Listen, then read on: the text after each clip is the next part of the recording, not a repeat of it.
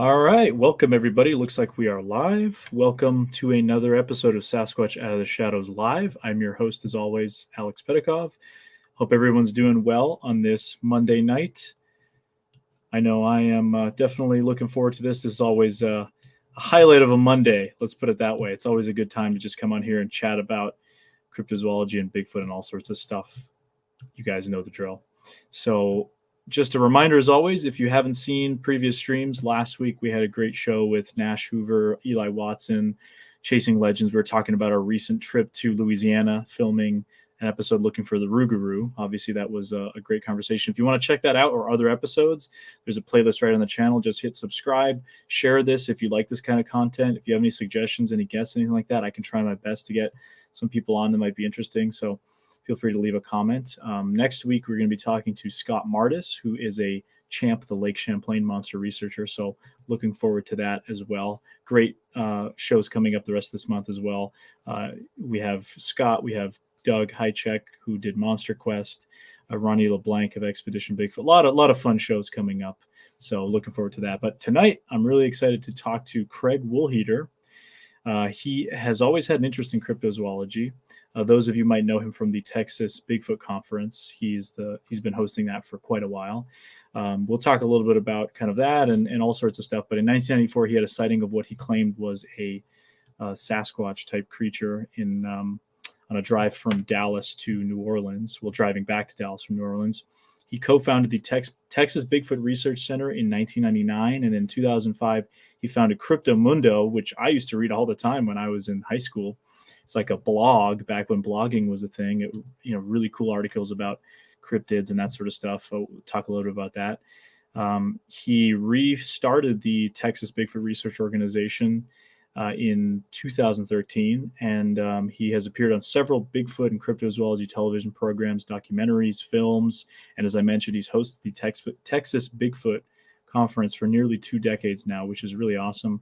We're happy to have Craig on. So without any further ado, let's bring Craig Woolheater in here. How you doing, sir? I'm doing good, except you were hoping people had fun and were looking forward to a good show, and then you announced it was me tonight.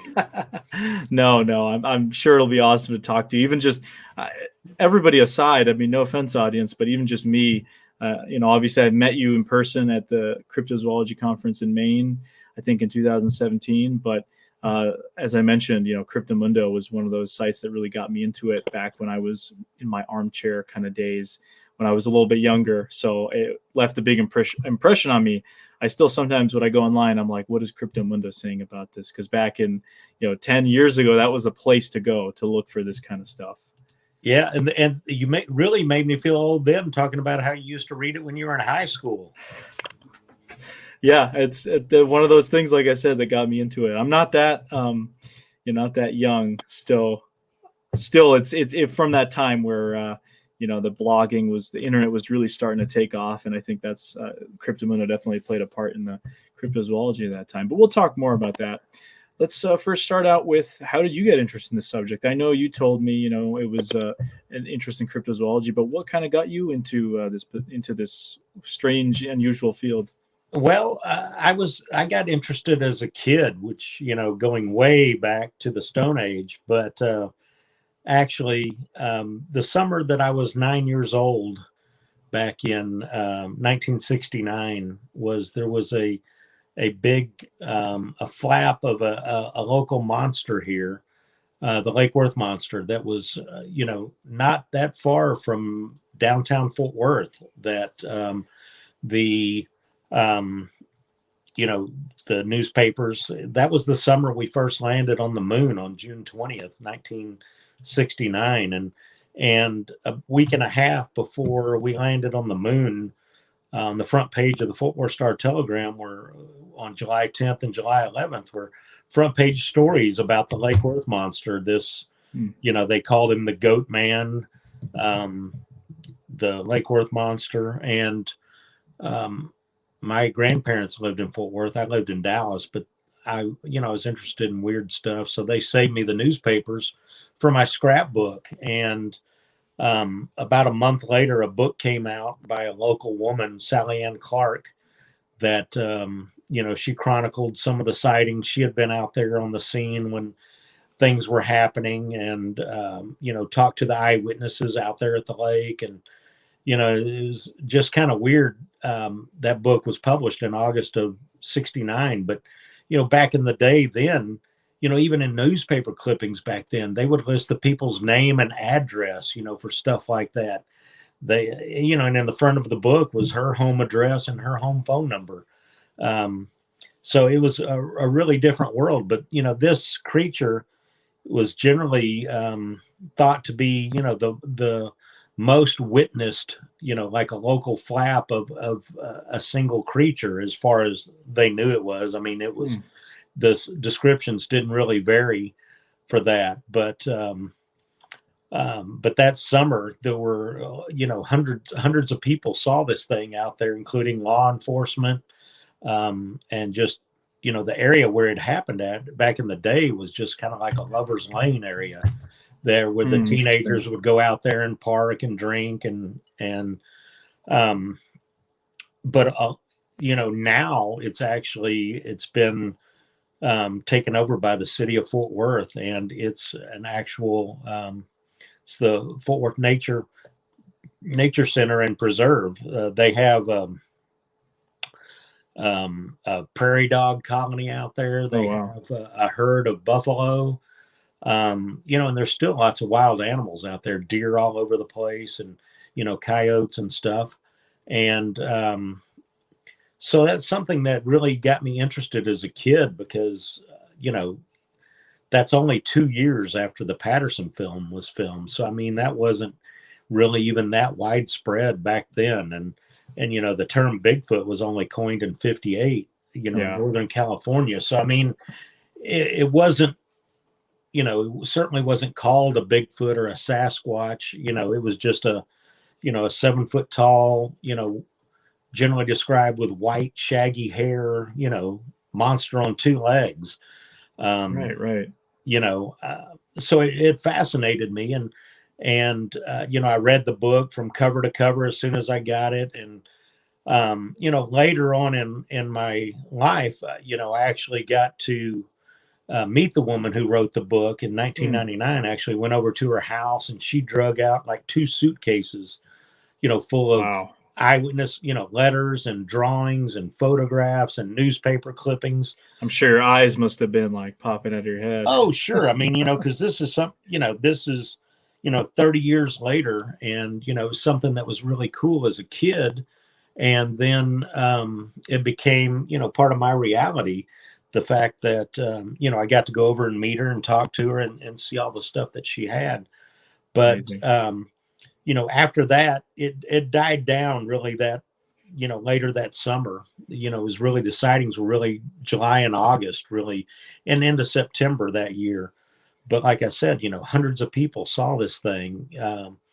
And the next year, I guess I would have been in fifth grade at this point. A kid brought a book to school, a paperback book that was really cool looking. It was a book written by John Keel, who 5 years later wrote the Mothman Prophecies. Right. But the name of this book was Strange Creatures from Time and Space. And it just had, every chapter was a different subgroup of monsters or weird creatures or whatever from around the world. But the cover artwork was really cool. It was drawn by Frank Frazetta. It's like a plesiosaur coming out of like a time warp or something. Well, no, this one had just like a guy looked kind of like Indiana Jones, facing, his back was facing the cover, and it was just like a wall of all different monsters that he was facing. And that really, just reading about all that stuff from all over the world, different kinds of creatures, it makes me chuckle now. But John Keel's back then the abominable snowman were classified as, ABSM for abominable snowman, but he called like the southern Sasquatch, the abominable swamp slobs. So the acronym was ASS for the southern Bigfoot. So it was just kind of funny. And then, it was probably not till it hit the national theatrical release, but probably in 2013 saw the Legend of Boggy Creek. Again, about, a Bigfoot type creature that was within a couple of hours, from where I lived here in the Dallas-Fort Worth Metroplex. And, after that, I was a Boy Scout when I was a teen, and, it was something to think about when you're out camping, or, even earlier, my grandparents had a cabin cruiser out at the marina at Eagle Mountain Lake, which is just across a dam from Lake Worth. And, in the summer or whatever, we'd go out there and spend the weekend out on the boat, just anchored out in the lake. And, it was always something I always thought about, the Lake Worth monster is just right over there, That's great. So it was, certainly fueled, as a kid, fueled my imagination, all this stuff. But, after getting out of Boy Scouts and, getting married and making my way through life, it wasn't something that was at the forefront anymore. As often happens, yeah. And until a weekend road trip to New Orleans in Memorial Day weekend of 1994, that myself, my younger brother, my girlfriend, and a group of friends decided to take a road trip to New Orleans for Memorial Day. And we had 12 people and 5 cars. And we all, just piled into the cars, and this is way before days of GPS or Google Maps or even MapQuest or anything. I mean, you just laid out like a road atlas and, picked what looked like the quickest route to get you there based on, how big the roads looked or whatever on the road atlas. So, we picked a route, and we set out Friday morning at about 5:30 in the morning. And New Orleans was with stops, was about an 8-hour drive. Well, right. As we left Dallas, by the time we got to central Louisiana, it was mid-morning. So it didn't look anything out of the ordinary. The highway we were traveling on, which, was basically a 2-lane road out in the middle of nowhere, unlit or anything. But during the day, it didn't look like anything out of the ordinary. But when it was time to come home from New Orleans, Monday, like I said, we had 5 different cars. So everybody set out from New Orleans at their own time they needed to get home by. We had a caravan down there, but on the way back, everybody left separately. So we were the last car, and it was me and my girlfriend and a girl that lived in the building that I lived here in Dallas.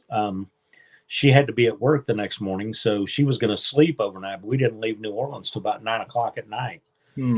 So it was already well dark by the time we set out. So, we're retracing our steps. And by the time we're going up this highway out in the middle of nowhere, it's now at about 11:30 at night. So it looks quite different than it did coming down, because there's nobody on it, nobody out. It's all just really small towns most of the way.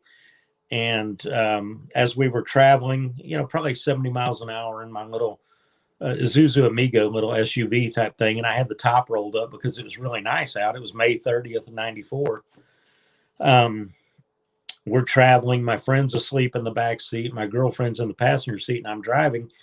And the area we're in now, it's a swampy area over on the left-hand side of the road as we're heading northwest.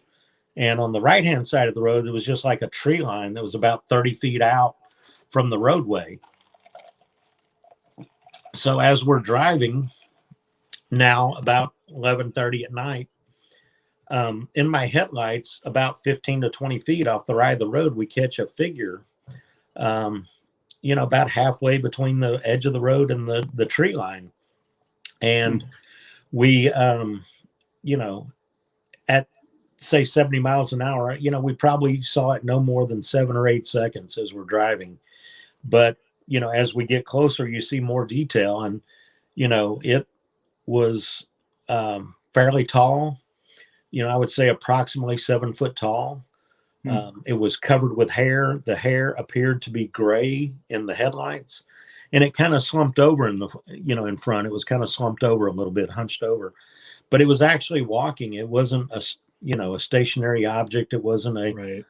I don't know 100% what it was, but I know what it was, and it wasn't a burned out tree stump. It wasn't a hunter in a ghillie suit. It wasn't somebody in a costume. It wasn't a horse or a cow or something that we mistaken for what we saw. I mean, we saw this thing, walking on two legs parallel to the road with its back to us. And as we passed it, we both looked at each other and said, "Did you just see what I just saw?" And we both agreed that we had. And I said, "Well, what do you think you saw?" And she said, "I think I saw a Bigfoot." Wow. And I was like, "Well, we've got to stop, not knowing, I just wanted to get a better look."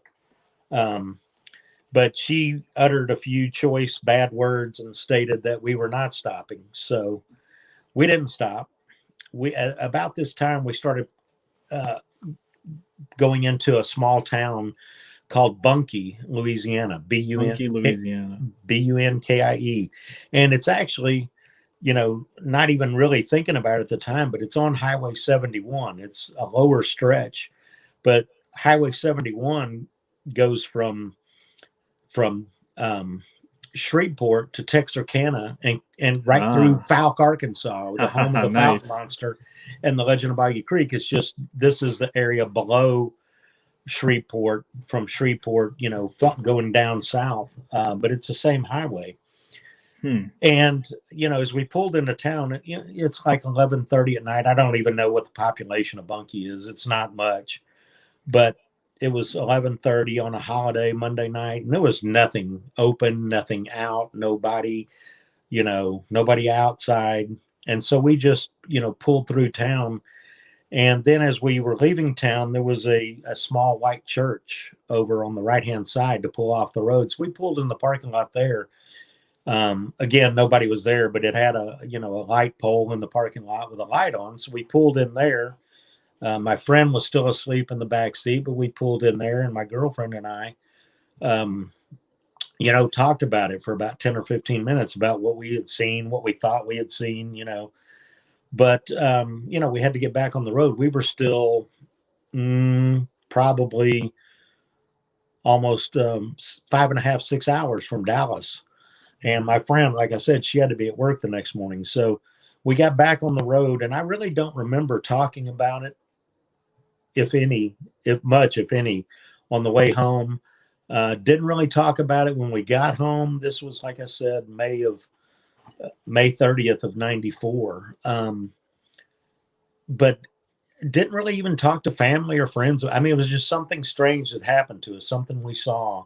Right. And now, did you at all connect that to your previous interest with the subject, or with the? Well, yeah, at that time I did, yes, because, like I said, the only thing that I could describe it as was, a Bigfoot. I mean, there was no other frame of reference for anything else. And your girlfriend was the first one who mentioned the word Bigfoot, right? Yes. And did she have any prior knowledge or anything? Well, she actually had a story also from Louisiana that I did not know about prior to this. We ended up getting married the next year, and we're married for 20 years. But she had gotten married young to her best friend's, her brother's best friend, and his grandmother lived in a town called DeRidder, Louisiana. And she told me a story after this of an experience he had where he had wandered around. His grandparents lived out there, their yard, their house backed up to the woods there. And, the grandparents and everybody had always told the kids, don't go off and play in the woods.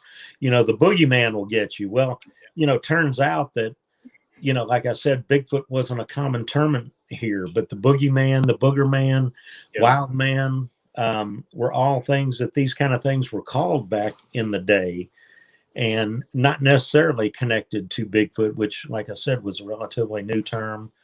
But she said he had wandered off in the woods behind his grandmother's house and wandered in for a ways, and he found a place where it was like the grass was pushed down and lined with leaves and stuff. And he had told her that it looked like something big had been laying down there.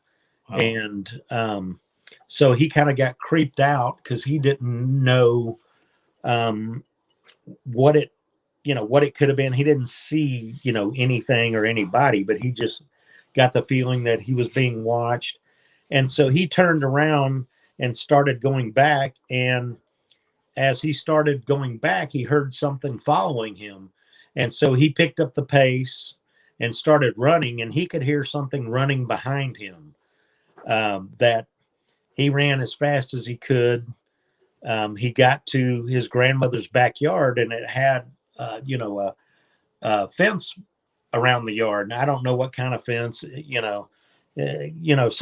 something like that might be chasing you. There's no telling. You could probably hurdle a 6-foot wooden fence. But that when he got to the fence running, he just jumped and put his hands up on it and jumped his body over the fence and into the back door of his grandmother's house.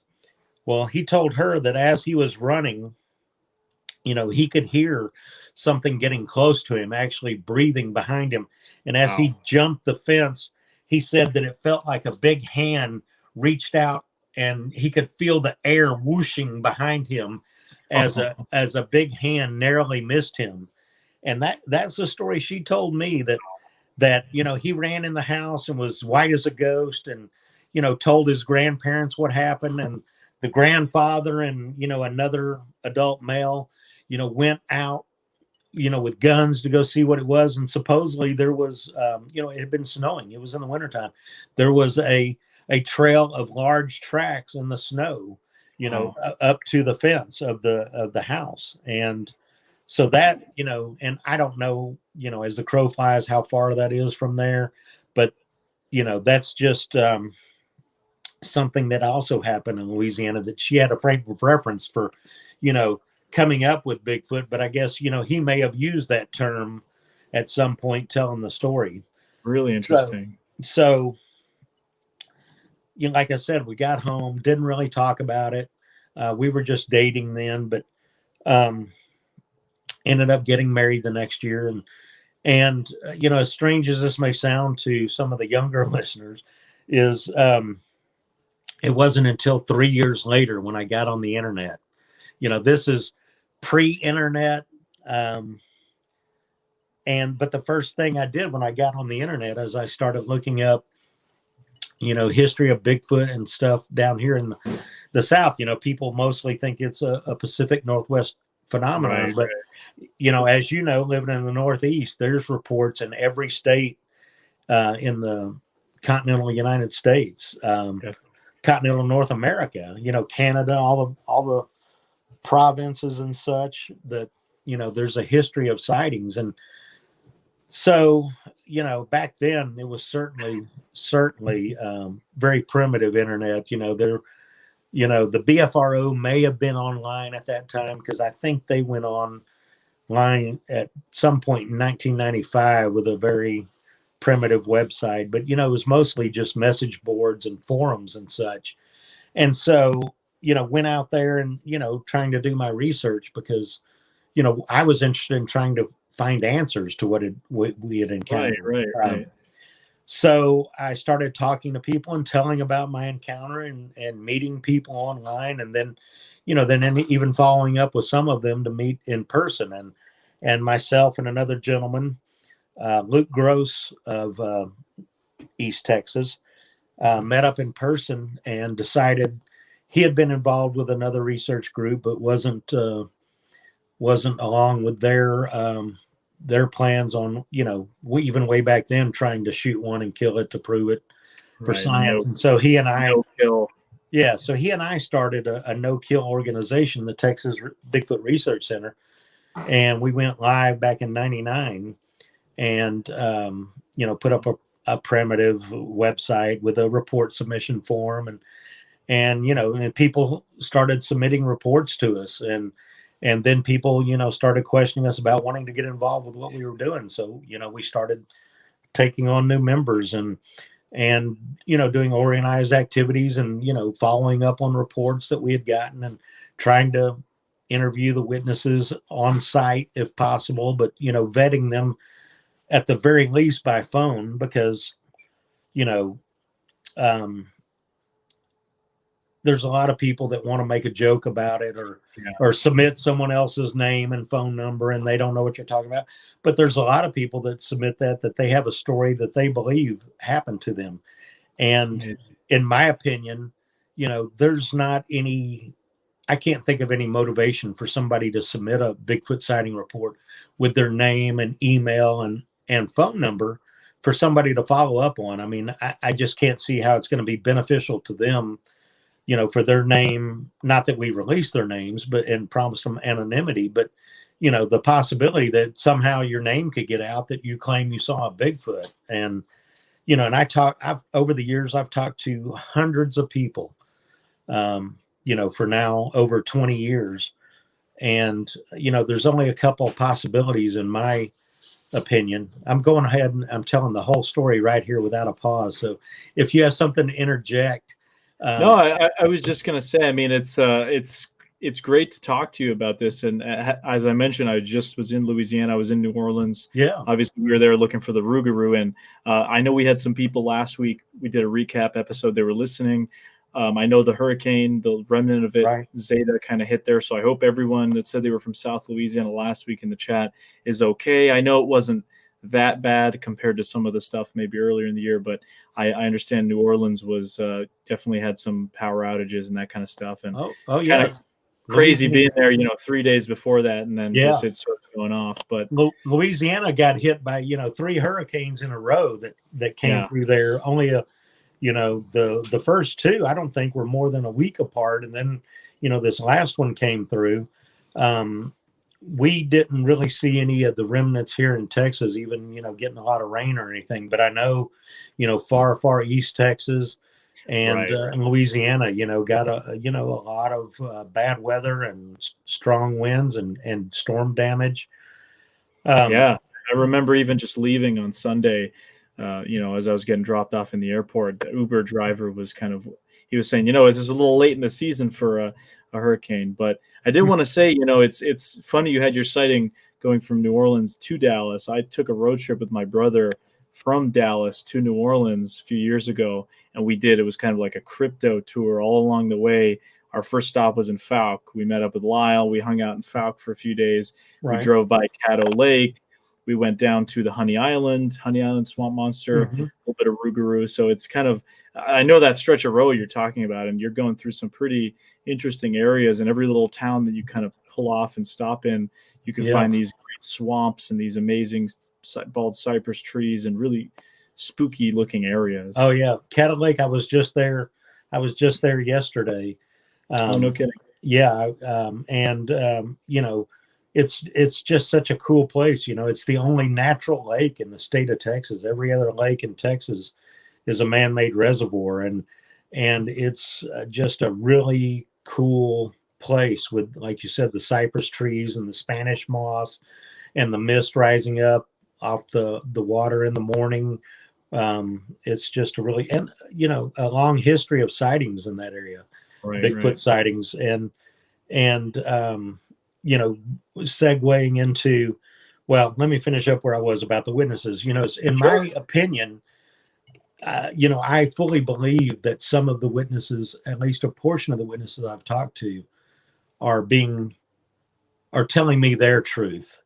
I wasn't there. I can't document it, but are credible people telling their credible story.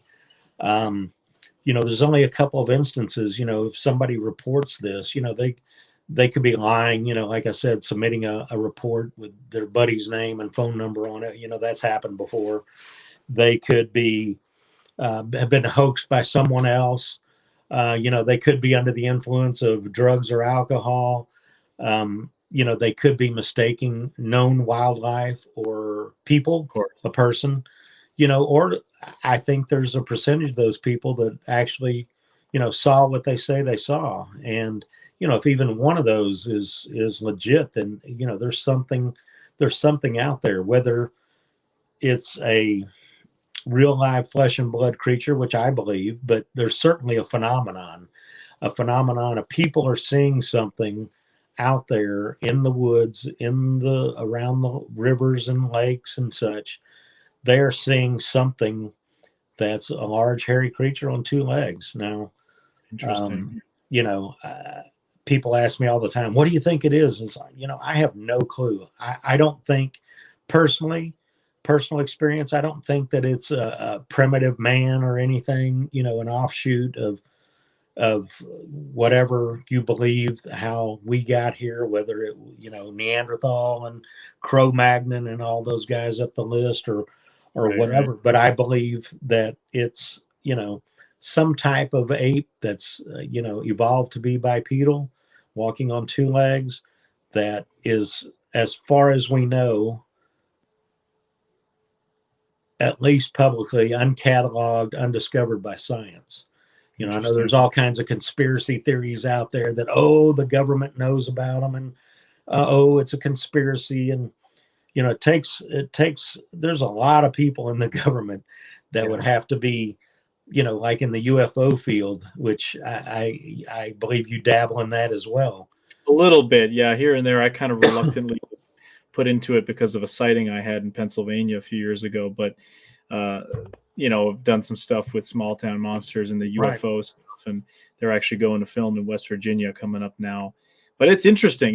But yeah, you're right. The conspiracy angle. And I always tell people, I think with Bigfoot, I don't know if you'd really need that big of a conspiracy, because think about how the general public perceives this subject. I mean, it's for the most part, it's just a laughingstock on the media. So you don't really need, when most people just think it's already silly, you don't really need helicopters to be sent out every time someone sees one of these things. And it's just not accepted. I mean, we're getting to the point in the UFO field where you have like news segments that are doing stories that are actually they're taking it seriously. They're not saying, did you see any little green men that try to probe you? That kind of stuff like 10 years ago was the norm. Now you're almost seeing like a normal sort of, they're interviewing Navy pilots and people that otherwise wouldn't really make this stuff up. So maybe we'll see that with Bigfoot someday. I don't know. Yeah. I think personally, going off on the UFO tangent a little bit, it seems like a preponderance of the sightings and stuff, are generally lights, not very often craft, but they take place around military bases a lot. And I think, to me, it's more likely than, a distant race coming here to, sample our water or, whatever, than it is that, it's ultra top secret military craft. I mean, for instance, just like with the stealth bomber, I mean, how many years was it that they had been building that, testing it, flying it before they ever rolled it out for public view? I mean, it had to have been a long time that it was ready to go before we saw it. And I think some of these things may be, top secret military craft that's being tested. Even, I agree.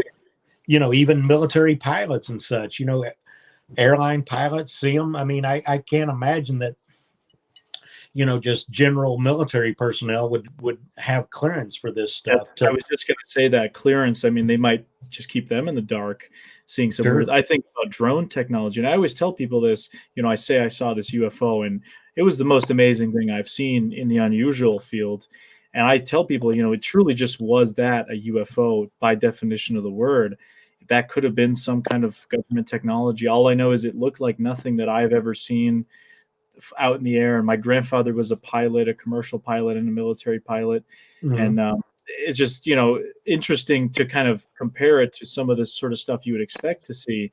This was like nothing I've seen, but I always tell people, there is that possibility that, it's completely just some sort of secret government technology that we just maybe we'll know about it in 10 years. But the way it works with that sort of stuff is they usually don't reveal it for quite a while. So you're right about that.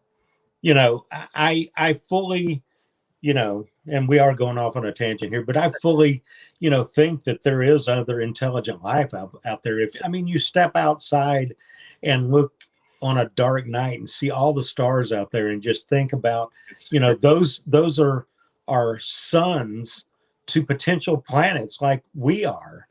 And to think that if there's not any intelligent life out there, it's a huge waste of space. I mean, to think that there's not another planet out there with intelligent life on it. I mean, It's all there's gotta be. It's just no fun thinking about that. We're all that's here, our unfortunate species with all our problems and everything. And we're the only ones out here. I mean, I just watched War of the Worlds for Halloween the other night, the Tom Cruise one, which, a lot of people hate on it, but I still think it's a good movie. It's a decent movie. It's good. It's fun. I mean, it's fun to think about that sort of stuff. And I think it gives, throughout history, we've been thinking about these sorts of things as people. But Bigfoot is one of those other subjects that it's so similar that it's a lot of people. I think there's a romantic kind of mystique about it because it's something that a lot of people want it to exist so much that it's just this thing out of control.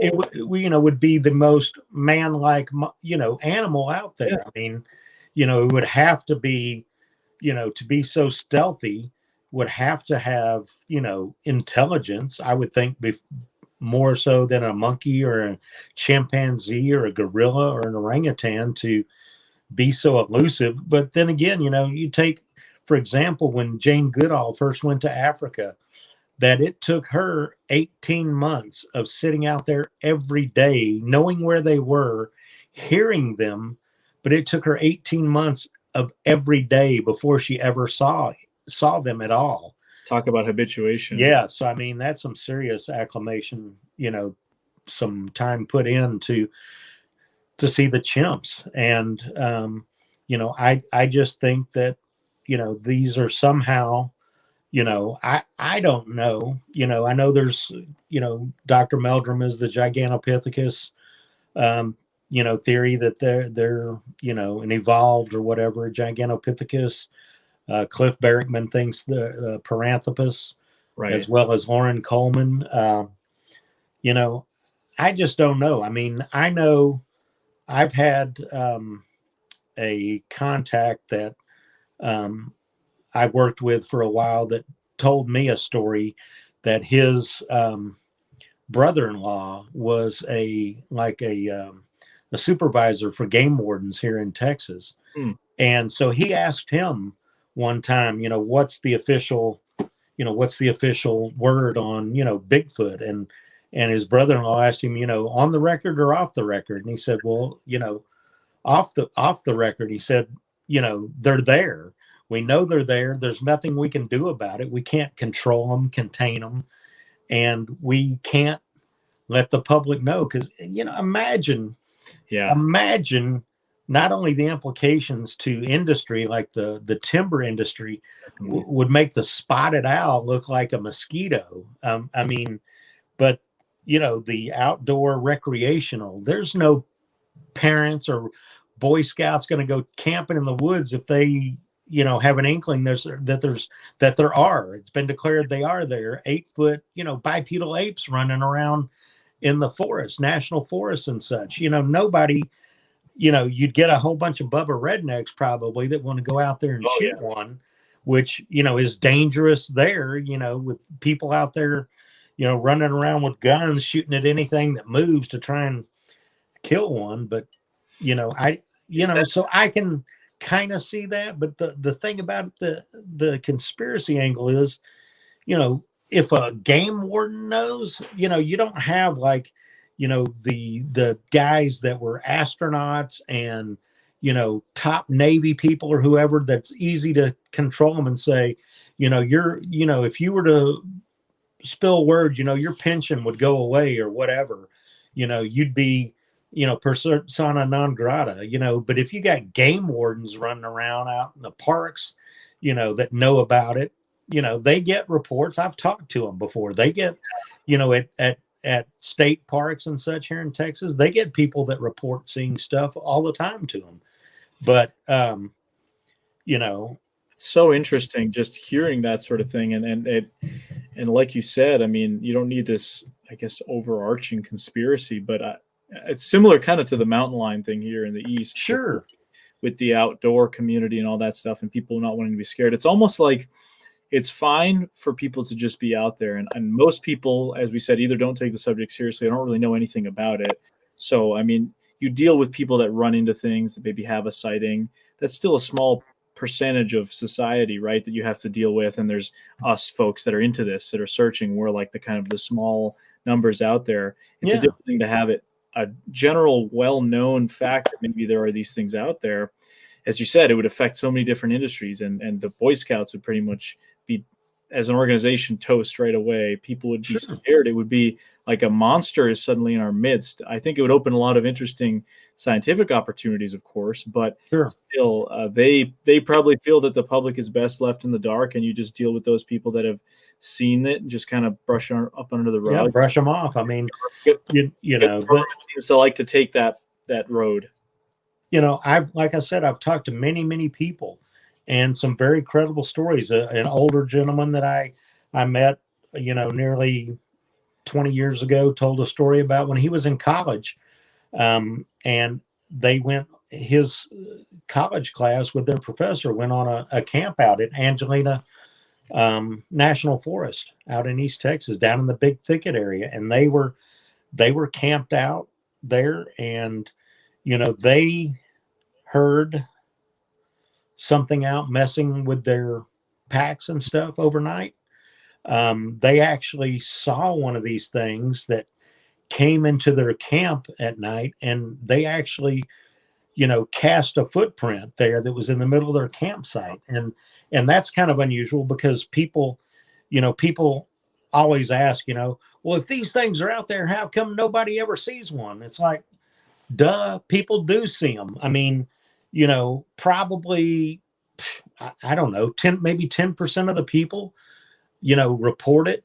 You know, a newspaper or, you know, people that see something like that don't have any idea of what to do about it, who to talk to about it. You know, they know that when they tried to tell their best buddy or their wife or something, they got laughed in their face and called crazy. Yeah. You know, and I've talked about it.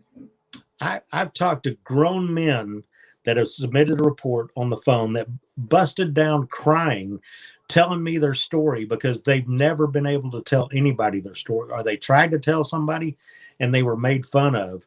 You know, I've talked to guys, lifelong hunters, that said, you know, I've never even told my wife this story, but this is what happened. This is what I saw.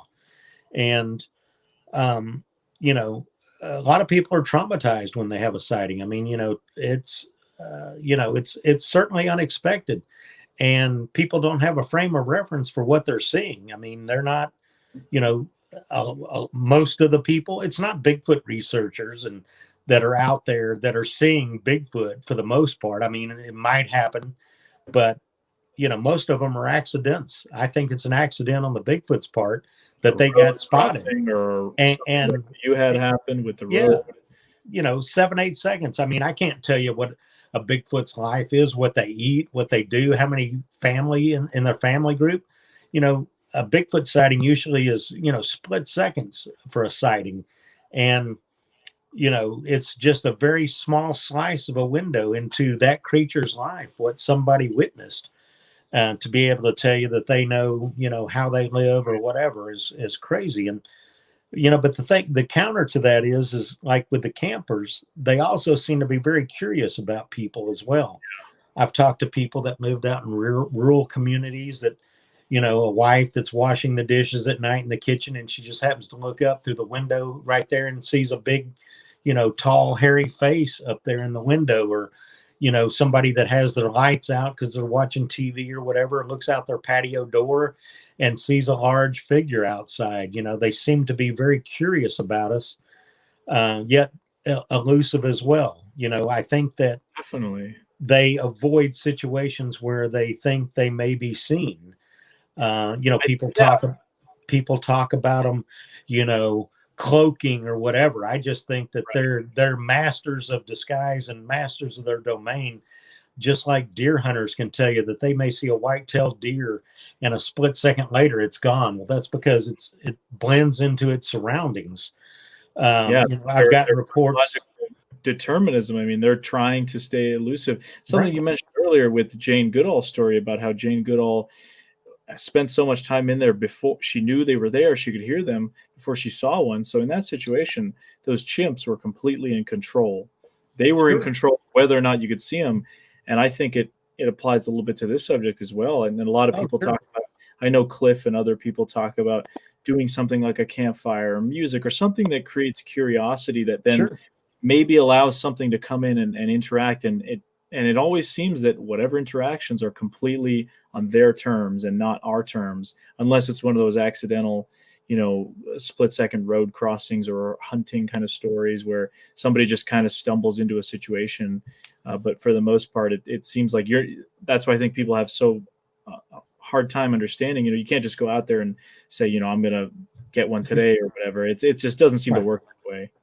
No, I mean, I definitely, believe, well, I don't like to use the word belief, talking about the subject, because belief is actually, assuming something based on faith. It's not, I think that the preponderance of evidence out there suggests that these are creatures, because, if you took every sighting that ever come in, every footprint that's ever been found, and chalk it up to it's all a hoax. There's somebody out there going all around North America, putting down fake footprints, dressing up in costumes.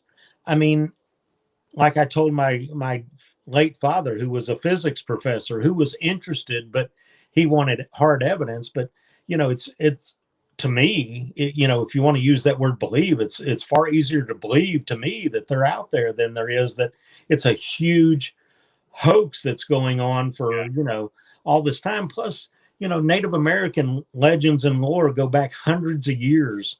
Right. And nearly all the tribes had their own word for, these, this tribe of big, hairy, Indians, whatever you want to call them, Native Americans that lived out in the woods, that they, a lot of them would, leave food out for them so they didn't come in and, kidnap their children or women, or, there's stories, all kinds of stories about that stuff. And, it's really hard to think that, they were making up stories, that they told it as just like it was another tribe that lived out there. So, when you put all of this evidence together, which,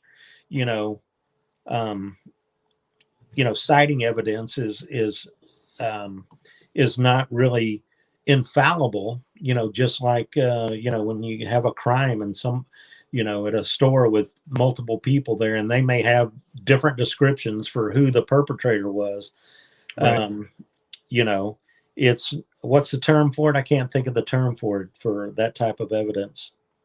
Anecdotal evidence is a part, as opposed to hard evidence that you can look at. But, people that hoax are going to hoax something that there's a payoff for them. And the payoff is that they're going to fool somebody.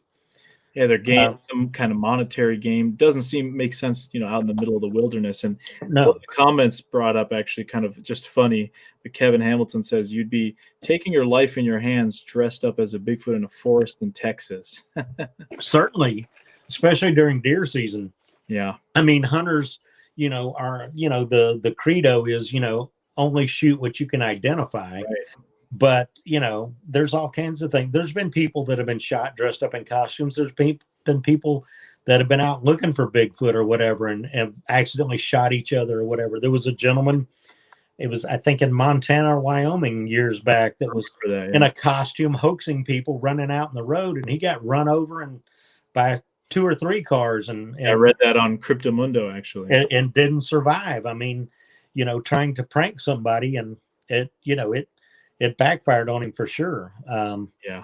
You just, but then, like I said, the biggest category of people, because we did some number crunching over the years of collecting Bigfoot reports, sighting reports, the 2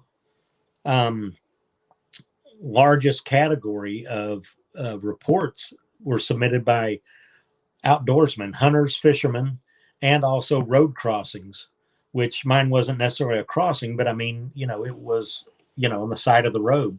But those are the 2 most the highest categories of people that see them. I've talked to people, hunters, that said, a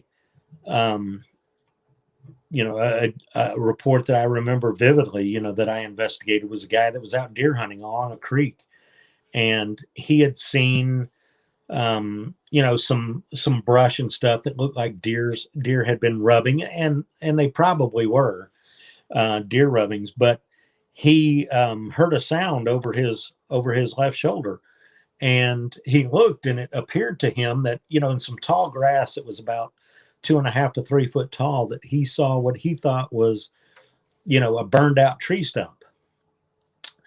But he hadn't noticed it before, so he put his rifle up to his shoulder and looked through the scope, and it wasn't a tree stump. It was, one of these creatures that was standing perfectly still, not even flinching, not even moving, not even when he pointed his gun at it. And he saw it. He said, I could have hit it between the eyes. I could have shot this.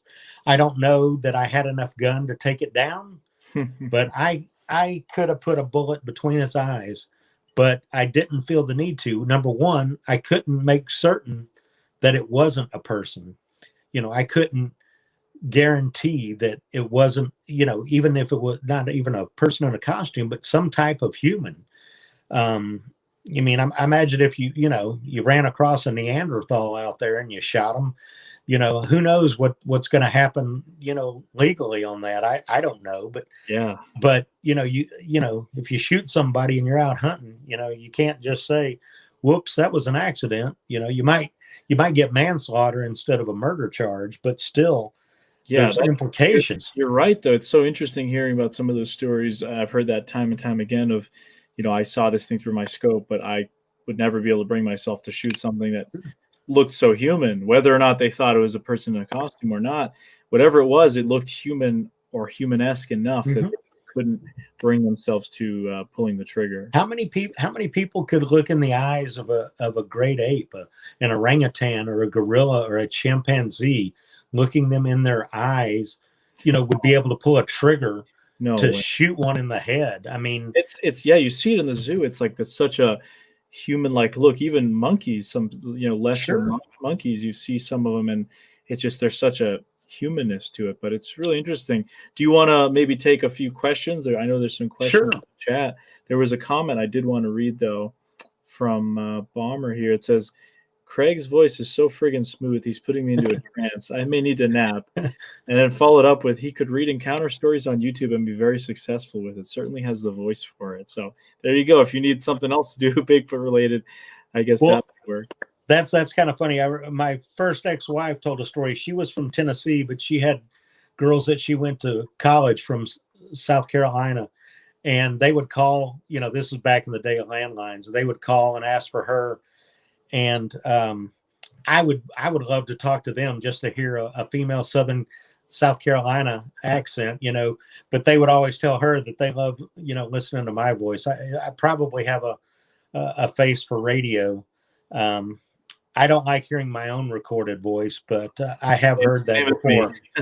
Same as me. It never sounds, I guess the fact that you can hear it from inside your head, it sounds different than your recorded voice, what other people hear.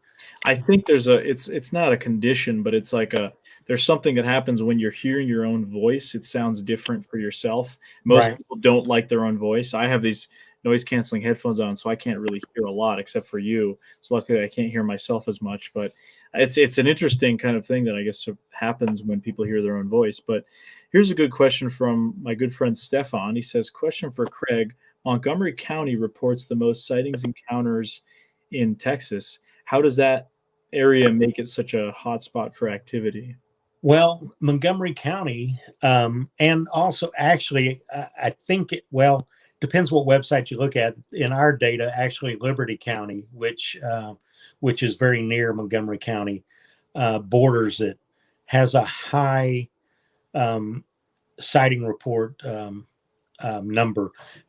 First of all, because you need three things for any animals to be around. You need food, water, and cover. Right. Well, the Trinity River flows through that area, and it's a waterway that is very remote. It's typically wooded along both sides of it. It goes through the woods down into the Big Thicket area in San Sam Houston National Forest. Most of the sightings in Texas are in the eastern 1/3 of the state that comprises of the piney woods up in northeast Texas, down into the Big Thicket, and the Sam Houston National Forest down, north of Houston. Those areas are, the proliferation. There's cover, plenty of cover, lots of riverways, lots of, so water and food sources. And so, that, in my opinion, is why. I mean, it's mostly remote, and it has the cover and the water and the food sources. Yeah, that is really interesting to just hear about that.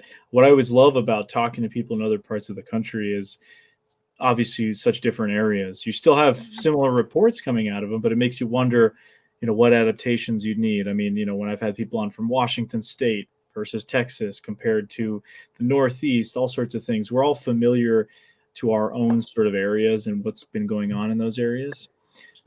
So I think it's really insightful to hear that. Now I have a great question here from Craig, but thank you, Deanna, for that super chat. Appreciate it. And also, hey to everyone. I see we have the Squatchin' Cowboy and lots of people in the chat there. Awesome to see everyone. But we got a great question from Carrick of Crash Course Cryptozoology. Okay.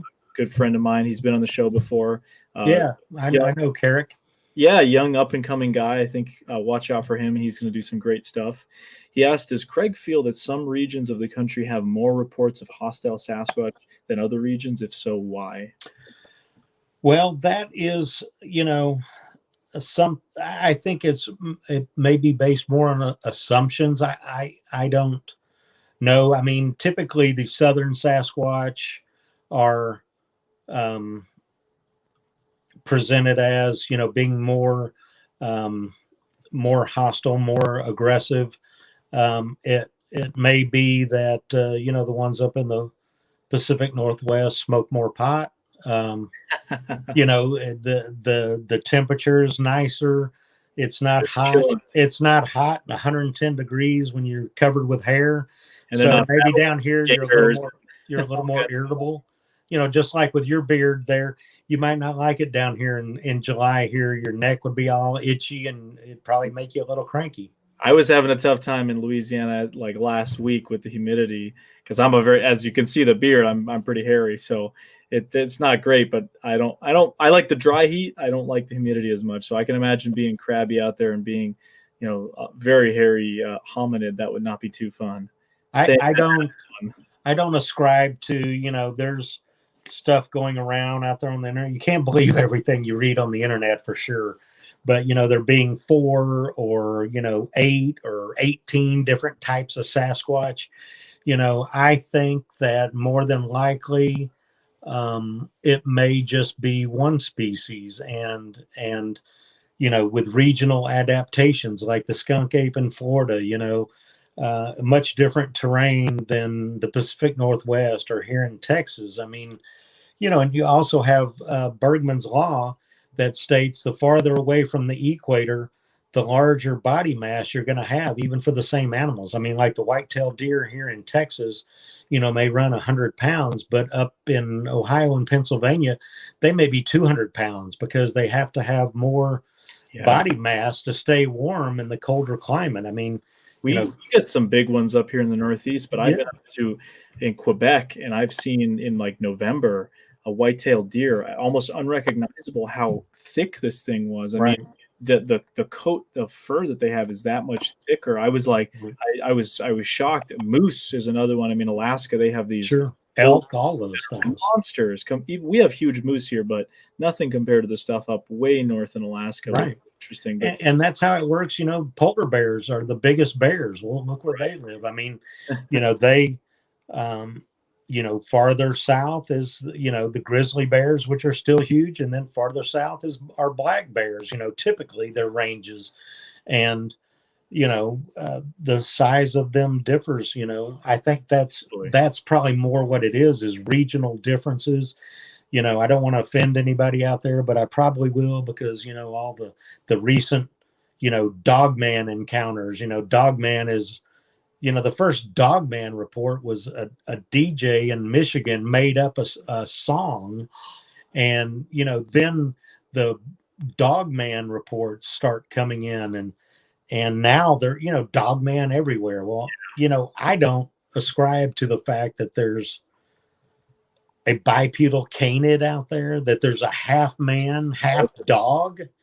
I mean, strange. I think even, it may be a misidentified Bigfoot more likely than anything, that, a dog on two legs with a snout, snarling snout. I mean, I guess it's possible, but, in my realm of possibility, it's not.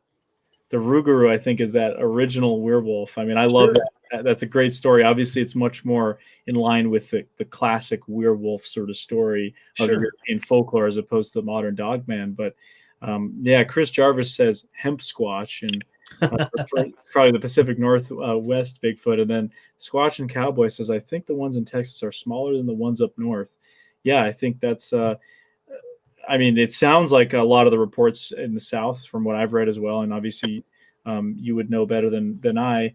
Yeah, we still get reports of tall ones here, but they're certainly not as bulky as the Patterson-Gimlin field subject.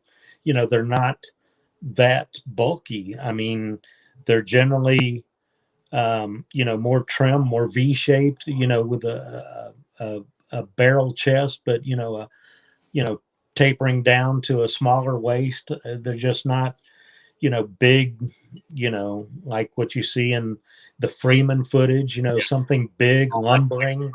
I've even had some descriptions up north here in the Northeast of somebody saying it basically looked like if you turned a cow on its side. That's how thick the thing was. And it sounds like a lot of the reports down south tends to be a little bit shaggier with the hair and that sort of thing. Yeah. So, I was just having a discussion, like I said, this weekend about the fact that, I think that they are, like I said, just, a single species. I don't know. When people ask my opinion, it's opinion. I don't have any facts to base it on, but I just think that it's regional adaptations to the environment, the terrain there in the area where they may live, that, they've adapted over years to,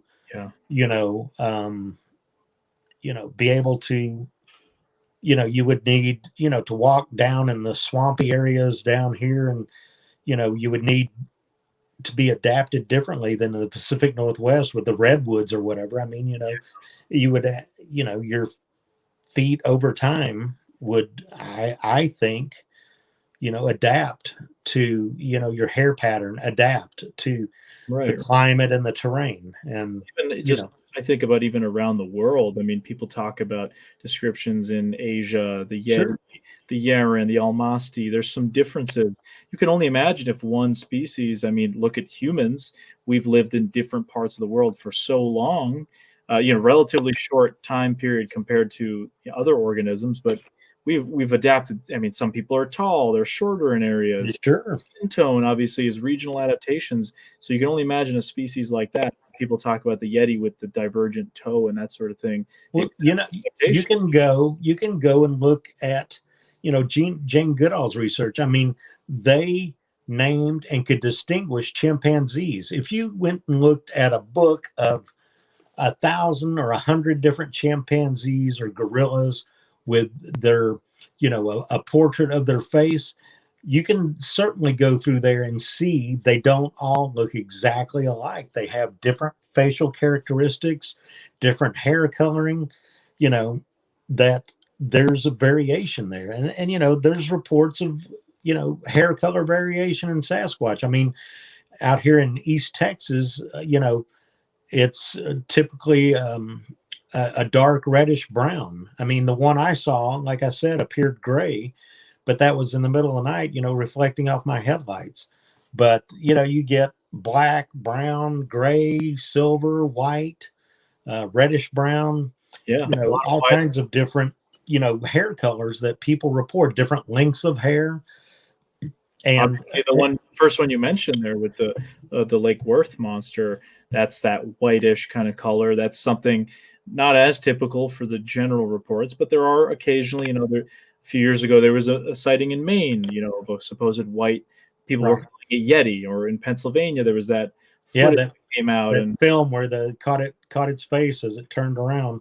yeah, so there, I mean, you can only imagine adaptations or whether or not getting older. I mean, there's so many things to consider and think about. And as you mentioned, most people having sightings are really, and I really like that. I'm going to use that line. You said it's a snapshot in a very brief moment into the Sure. life of that creature.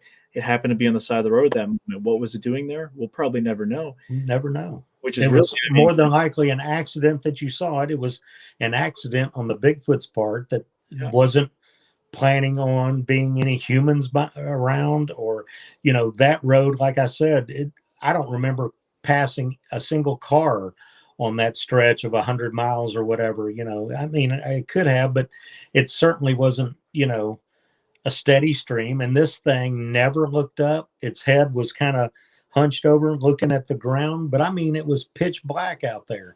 There was no lights, nothing. But when my headlights hit it, when the car passed it, it didn't deviate from its path. It didn't run off into the woods off the side of the road or look up or do anything. It was just probably doing what it did maybe every night. I don't know. Or maybe every Monday night, he went down to, Farmer Jones, pasture and got him a chicken or something, and it was just what he did. I mean, it wasn't anything extraordinary. And in the 20 plus years that I've been actively investigating and researching this, I've never had another sighting. I've had instances where I believe they've been around. I've heard weird vocalizations. I've had, weird tree snapping going on around my camp area for all night, circling the area, but never seen anything else that I would describe as this. I mean, I had one experience that I think it was me and Luke Gross and another guy or two, but heard something. We were on this 20 acre property this woman owned out near Cooper Lake on the way to East Texas. And she had animals. She had horses, she had dogs, she had cats. And we actually set up on the second floor. It was an apartment on the second floor of her barn. And we'd sit up on the porch up there and we'd watch what the animals did.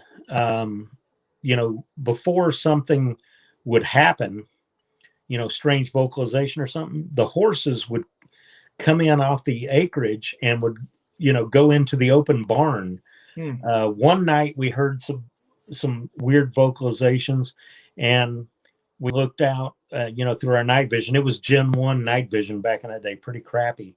But, that was in the low budget days when even that stuff was expensive. I would go, I started up the Fry's Electronics rental program. I would go buy a $400 Gen 1 night vision scope that you could return for 30 days. I'd use it. I'd take it back before 30 days was up, get my money back, and then come back and buy another one. But anyway, we were watching through the scope when we heard some stuff, and we actually saw the 2 horses, several dogs, and a cat, single file line walking down back behind her house. Wow. That just seemed really, really strange. And another time they had come back and we heard some weird vocalizations towards the front of the property. And every day I wish that I had done something different, but we heard something walk up the gravel driveway. And, I don't know, people always claim, oh, it sounded like it was on 2 legs versus 4 legs. I guess maybe if you're, that knowledgeable or, around livestock all the time, maybe you could tell. I mean, I couldn't tell, but it was something walking up the middle of the gravel driveway that was no more than about 30 feet from where we were perched up on the second floor. And it was making this weird, and I've seen once or twice somebody describing it this way, but a weird gurgling, growling noise. It was, gurgling like deep in its throat, but it was just something really weird that was whatever was walking up the driveway was making that sound. And for whatever reason, we had a spotlight, million candle spotlight right there. And I don't know if it was, early in our tenure as doing this. I know the very first night I spent out on that property overnight with just Luke Gross and myself, and I had only met him one time before. And he had brought like a shotgun and a 22 rifle, for backup or whatever. And I had my hands in my pockets, but it was the weekend after I saw the Blair Witch Project. Oh boy. I even told Eduardo Sanchez that because the Blair Witch Project was I don't know if you ever interviewed him. I'd love to. I mean, I just recently watched Exist again. Oh man. Exist is the best Bigfoot movie ever, hands down. I love it. It's so good. The Blair Witch Project is just, as a filmmaker, it's I love it. I love the style. The Blair Witch, I mean the Bigfoot costume, that was the bulk of that budget for that movie was the costume. I forget what he told me they spent, but if I remember correctly, it was somewhere around $80,000. Wow. For that costume. That was the bulk of the budget. But it was an excellent movie. He actually, event I held in 2012 in Jefferson, Texas. It wasn't very well attended because I didn't use Bigfoot conference. It was called Cryptopalooza. He and one of the guys who's an executive producer on the Lord of the Rings films actually executive produced that movie Exist. His name is Mark Ordesky. They came out to the event in Jefferson in 2012, and we had the public premiere of Exist. No kidding. At that event. That is amazing. And I told him my story about Bigfoot research and the weekend after the Blair Witch Project. But, the Legend of Boggy Creek was a huge influence to him to make the Blair Witch Project. I mean, just that whole, kind of documentary style. It's just amazing. From a filmmaker perspective, Legend of Boggy Creek, I had Pamela Pierce on the show, I think back in September it was, and recently rewatched that movie as well at a local UFO kind of event here. Dave McCullough of Squatchachusetts had a copy of it, and we watched it. It was great to watch it again after a few years, but it's just so influential. I mean, if you think about the Blair Witch Project and what that did for the whole found footage genre of films, Cloverfield and all these other movies that took a page out of their book. Just amazing, and how it all kind of connects back to Bigfoot. So Bigfoot influenced it all, I guess you could say. Well, I'll talk to Eduardo and see if I can line him up to come be a guest on your show. Yeah, he told me he actually has written 3 Bigfoot movies: a low budget, which was Exist; a mid budget, which is I don't know what it's called, but it's still out there. And a big budget Bigfoot film that, he has not been able to get them made. But, Exist was his low budget, and it was really cool. I think, it did a fantastic job. It's one of my kind of favorite ones of that found footage in general, but especially being Bigfoot related. It's just one of those really great ones. There's so many of these Bigfoot slasher movies, and there's some pretty great and funny ones. I saw one recently. I think it was Primal Rage or something. Yeah. It's good, but Exist is just in that category of one of the best slasher Bigfoot movies, in my opinion. Sure. The thing, and you can save this for when you have him on. The difference between Exist and Abominable or any of those other, Bigfoot horror films, as that Exist is a Bigfoot movie was made by a horror film director. Yeah, exactly. It wasn't somebody that. It just so happens that the killer or whatever in Exist is a Bigfoot. It's not, it's not one of those cheesy Bigfoot films that somebody just sets out to make a cheesy Bigfoot film, or they set out to make a Bigfoot horror film, and it turns out to be cheesy. Like I said, they spent the bulk of the budget on the Bigfoot costume. And as a matter of fact, a small, little known fact is that the person in the suit in Exist is actually the guy that wore the suit in the Jack's Links in the commercial. Sasquatch in the commercial, that he wore the suit in those commercials. the Jack's Links beefsteak. That guy is like the go-to Bigfoot costume guy, then, huh? Yeah. His name. That's great. He's a professional bicyclist. His name is Brian Steele, but he's done a lot of work in movies and stuff. But yeah, he was the Sasquatch in the Jack's Links commercials, and then he was in the suit for Eduardo in Exist. But like I said, I'll drop your name. I'm really impressed, and I don't watch a lot of podcasts. I just don't have time to watch a lot of podcasts. I mean, back in the day, when it was just, Network 54 or whatever it was back, Talk Shoe or whatever, and it was all audio, you could, I could listen to them while I was doing something else kind of, but, a little ashamed to admit that, I've never watched your podcast, but it's a really professional podcast. You are a good interviewer, and I'm really enjoying this. That, like I said, it's a quality show. You have quality guests asking quality questions, and I'm really impressed by that because there's a ton of them out there, and you kind of recycle the same guests and. Well, I appreciate that. Like I said, I did meet you at Lauren's conference, International Cryptozoology Conference, in his museum back in 2017. And I've, watched your film projects. But I haven't, like I said, I haven't watched the podcast before. Not that you don't have interesting guests, I appreciate the kind words. Tonight is not an example of having interesting guests, but I think it's what I love about it, as I said, is just having people from different areas on. And this really started as a project just during COVID, right? When everyone was home. I was like, you know what? I know there's a lot of podcasts out there, but I'm just going to start a thing. Even if it's not just for the audience, at least I get to have a good time. And I'm talking to people that I want to talk to.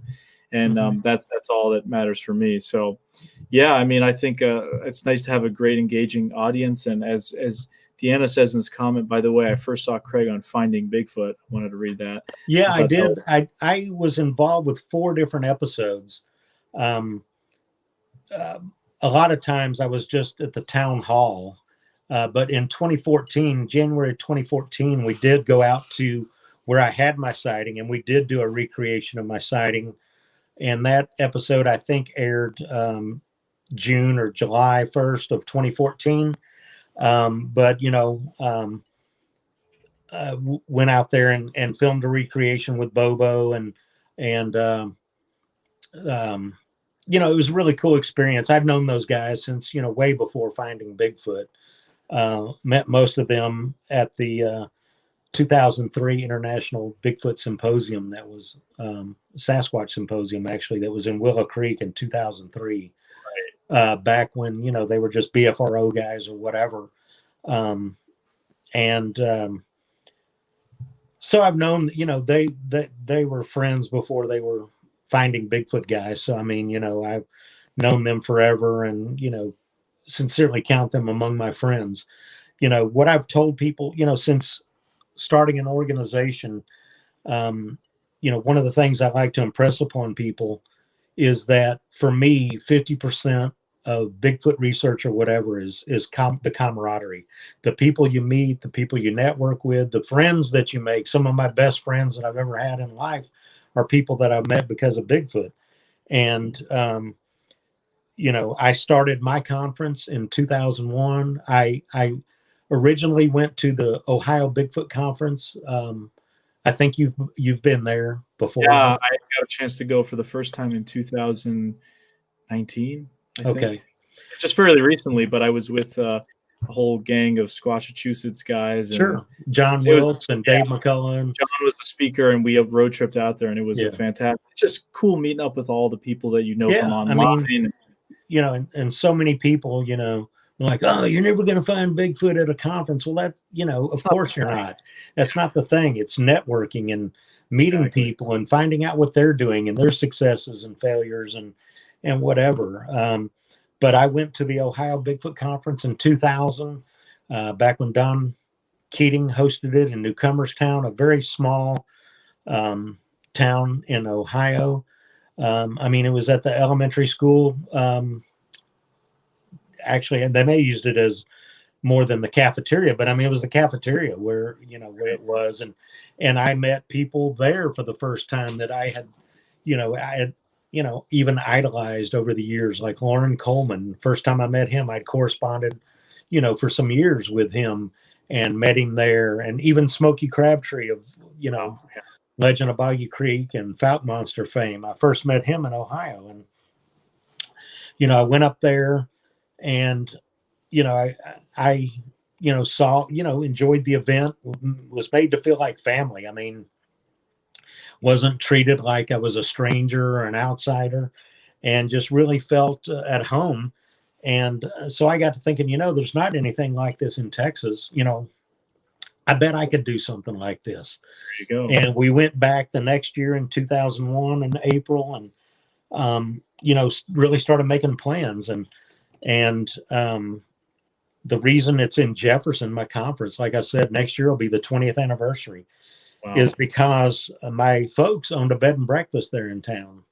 It's out there within about 15 miles of Caddo Lake. It's an hour from Fouke. It has a history of sightings in that area around Caddo Lake, and there was a pretty famous sighting that came out August 1st of 65 in the newspaper, that a 13-year-old boy was walking home from a friend's house out in wooded area, creeks and such. Amazing. And he said that one of these things came up, a creature came up out of the creek and chased him down the road. And, supposedly he ran so fast, he ran out of his shoes. Oh. And he was 13, and, the story was picked up by the local newspaper and shared with other local newspapers. And it was eventually picked up by it was syndicated and went all over the world. This story about this 13-year-old kid named Johnny Maples that was chased by a hairy creature out of the creek. And he ran so fast, he ran out of his shoes, and I love hearing stories like that from all across. Yeah. But, and the previous mayor at last year's conference, went to school with him, and he said, "Oh yeah, man, we used to give him a ration of shit, about being chased by a big hairy monster." And he won't talk. He won't talk about it. I've got his phone number, and Ken Gerhardt and I have tried to follow up with him to, to hear his story firsthand. Like 65 years late, no, 55 years later. Like he's been, and he won't talk to his wife, but he won't get on the phone. But so. The conference just really took off. The town really got behind it. In 2005, I had the mayor issued a town proclamation stating that the third weekend in October in Jefferson was Texas Bigfoot weekend. So that's why we always have it that weekend. That's awesome. In 2016, they issued a proclamation, just celebrating the 15th anniversary of the event. And then in 2018, I wrote the proclamation and the mayor signed it, that declared Jefferson was the Bigfoot capital of Texas. So the town's really gotten behind it over the years. They have a 6-foot tall Bigfoot statue there in town across the street from the tourism building, and they have a nature trail through there. And they have some Bigfoot cutouts that are hidden amongst the trees back there for people to try and spot. And some of the local stores have really started, amping up on the Bigfoot merchandise and stuff. And, I fully, I envision it becoming similar to Fouke. I mean, Fouke, you went there. It's a town of a little over 800 people. But every day, every week, every month, every year, there are people coming through there to see it, to see the Monster Mart, to stick their head through the metal cutout and get their picture taken as the Boggy Creek Monster, because they saw that movie. It's one of a kind. I mean, and a lot of these towns are. I mean, they may be similar, but, I think of some of the memories of being in places like Fouke or Willow Creek or even Whitehall, New York. There's these things that the town has done. Maybe the story seems the same in a lot of places. There's like a reluctance for a while to get behind it. And then, when they realize the potential, that it brings tourists. and I think it's fantastic. It's a great way of preserving the local folklore, if anything else. I mean, Sure. it's just a fun time for people. There's actually a program out, an organization that sponsors it. They still are not doing it in Texas. They have a handful of states, 10 or 12, and I'd have to look it up, but it's really cool.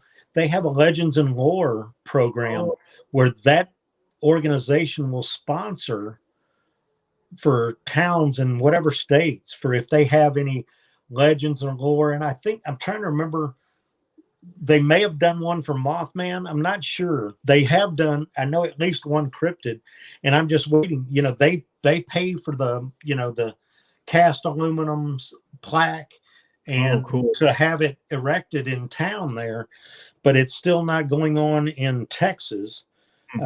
There, like I said, 10 or 12 other states, and there are states that I probably should promote it, being Cryptomundo and all, you know, other states that have cryptids, to promote those towns to do it. But, you know, like, you know, just like in what's the one that's not that far north of Point Pleasant, the what was it called? The green, the Flatwoods Monster. The Flatwoods Monster, yeah, the Braxton Beast or whatever. Yep. You know, that, you know, has a small museum there, but, you know, people come there to go to the Mothman Museum. You know, have you ever been to the Mothman Festival? Oh yeah, 2016. I'll never forget. I went fantastic people. Ken, I met William Dranginis, just people that, you know, I really looked up to before, and it's one of a kind event, and all these events are really interesting. And I'd love that event draws thousands and thousands. I mean, I think I've heard that it quadruples the population of that town. Sure, it does. The weekend of Mothman Festival. And I know people were really disappointed this year, obviously, given the year, but every year I think they were on track for thousands more people since 2016, at least when I was paying attention. Yeah. Every year there were like 5,000 or 6,000 more or something around that. And, you know, I've only been 2 years, in 2013 and 2014, but 2013, Lyle and I road tripped up there together. And then 2014, Nick Redfern and I road tripped up there together. So, I mean, you know, just thousands and thousands of people, you know, walking around in Mothman costumes or Men in Black costumes or whatever. And, you know, certainly the biggest, you know, public, you know, event in town annually. And it's, you probably know, one of the really taken off. I mean, certainly one of the biggest cryptid events, you know, nationwide. I think last year, you know, there's the popular video game Fallout. They had one of their recent Fallout games take place in a fictionalized West Virginia. Right. And in the game, you had cryptids. You had the Flatwoods Monster. You had the Mothman Museum. Bethesda, the company that did it, actually sponsored a whole booth, and they promoted it. And I mean, even, you know, politicians start tweeting about Mothman. I think Joe Manchin and Trump and a lot of people were promoting. It's like it's kind of broken a little bit in the mainstream. So you can only hope that other Bigfoot or cryptid events might also get to that level. I think it'd be just fun because people, at the end of the day, they're having a good time with it. And you learn a lot about the history of what's actually going on. And I'm sure your event, everyone that I've talked to that's been there says it's awesome. And a lot of people I know down south, that's like a pilgrimage of theirs, is to go to your event. You've been doing it for a while. Hope to get down there at some point whenever it's possible. Obviously, this year was a little bit different. Yeah. Well, you know, this year we were limited to 50% capacity, and you know, we have people come from all over, and you know, in that county, they had actually had, you know, such a low number of COVID cases that they were able to lift the mask restriction. So no face masks were absolutely required. But I mean, you know, you got people coming in from everywhere. So, I mean, you know, I told people, you know, it's not required, but, you know, I would suggest, you know, it's suggested use. I mean, certainly, you know, our seating is table and chairs. So, you know, when you're at your table, you know, you can certainly unmask, you know, when you're eating there or even watching the conference. But, you know, I held an event, you know, the Fouke Monster Festival last summer. You know, we had to push it back and actually had to move it out of Fouke into Texarkana because, you know, Fouke didn't have the local government employees to sanitize, you know, It's too small of an event, area. so we had to, we were already using Holiday Inn, that was the convention center in Texarkana, so they offered the use of the convention room, so we were able to pull it off. But even then, I had to, write an action plan and submit it to the state of Arkansas Department of Health with the precautions we were taking in place to be able, because they had a cap of 100 people for any indoor event, no matter what it was. And if you had a plan that you submitted to the government, you could have it increased to 66%. Right. So we had a room with a capacity of like 388. So, nice. We were able to increase it, and we didn't even, we filled it, probably a little less than half, but, I knew that we would need more than 100 personnel. So, that was fairly well attended. The conference this year, usually we sell out at the Texas conference beforehand and, pack people in there. This year, we limited it to 180 people. And it was nice not being as crowded. We actually streamed the event live cool. With a service, and that's something we'll be using in the future, because there were people that wanted to attend but you're still gun shy with COVID. And can watch it from the comfort of their own home on a handheld device or their mobile device, and see the conference. And we had a pretty amazing case that we unveiled at the conference that had actually just come into me a week and a half before the conference, that I got a report from a family in East Texas that had some encounters out on their property, that it started out with it was a husband, wife, and two sons, and one son was off at a friend's house spending the night, so they were just going to watch a Netflix movie that night. A rural area, and they had, I forget how much property they had, but a lot of it was wooded, and they had just cleared a lot of it, the timber there on their property. But one night the husband came out. I forget what he came out to his truck for while they were watching a movie. But his wife's Suburban was parked, kind of parallel to the house out of ways, and he had parked his truck facing the same way. And when he pulled up, his wife's Suburban, it looked like a black trash bag or something on top of her truck. So as he was getting out, and he's concealed carry guy, gun guy, they bought this house. It's only 3 years old, and they've been there about a year and a half. But when they bought it, they thought it was kind of strange, but all throughout the house there were like little cubby holes or whatever for firearms, like a pistol, or like kind of built in right to the place. But he was getting out of his truck, and as he was getting out, he looked over and he saw that black, whatever it was, above the roof of the Suburban move down to the end of that car and come around the corner. And as he could see it through the windows, he could see this large black mass run around behind the Suburban, run around behind his SUV, and turn the corner. And he's standing there stepping out of his vehicle, the front door, and this thing is turning the corner at his rear bumper. And he said he had time enough to pull a 9mm pistol out of the door in his car, and he leveled his pistol. This thing was charging him, and his description was he hit 5 hollow point slugs center mass on this thing. He thought it was a person, that it was just a large person that was trying to rob him. I mean, it happened so quick, he didn't have time to think about it. Right. But he hit it center mass, and it turned and ran into the woods behind the house. Wow. It didn't knock it back. It didn't knock it to its knees, but 5 hollow point slugs center mass in the middle of its chest, and it just turned and ran. He said, so he went back, his family, his son and his wife heard the gunshots out there and came out and were wondering what in the heck was going on. And he told them, "Get in the house. I think I'm being robbed," because he still didn't know what it was. So they went in the house, and while they were in the house, something came up and started beating on the side of their house on the wall there. And his wife called his dad and his brother, who lived about 25 minutes away.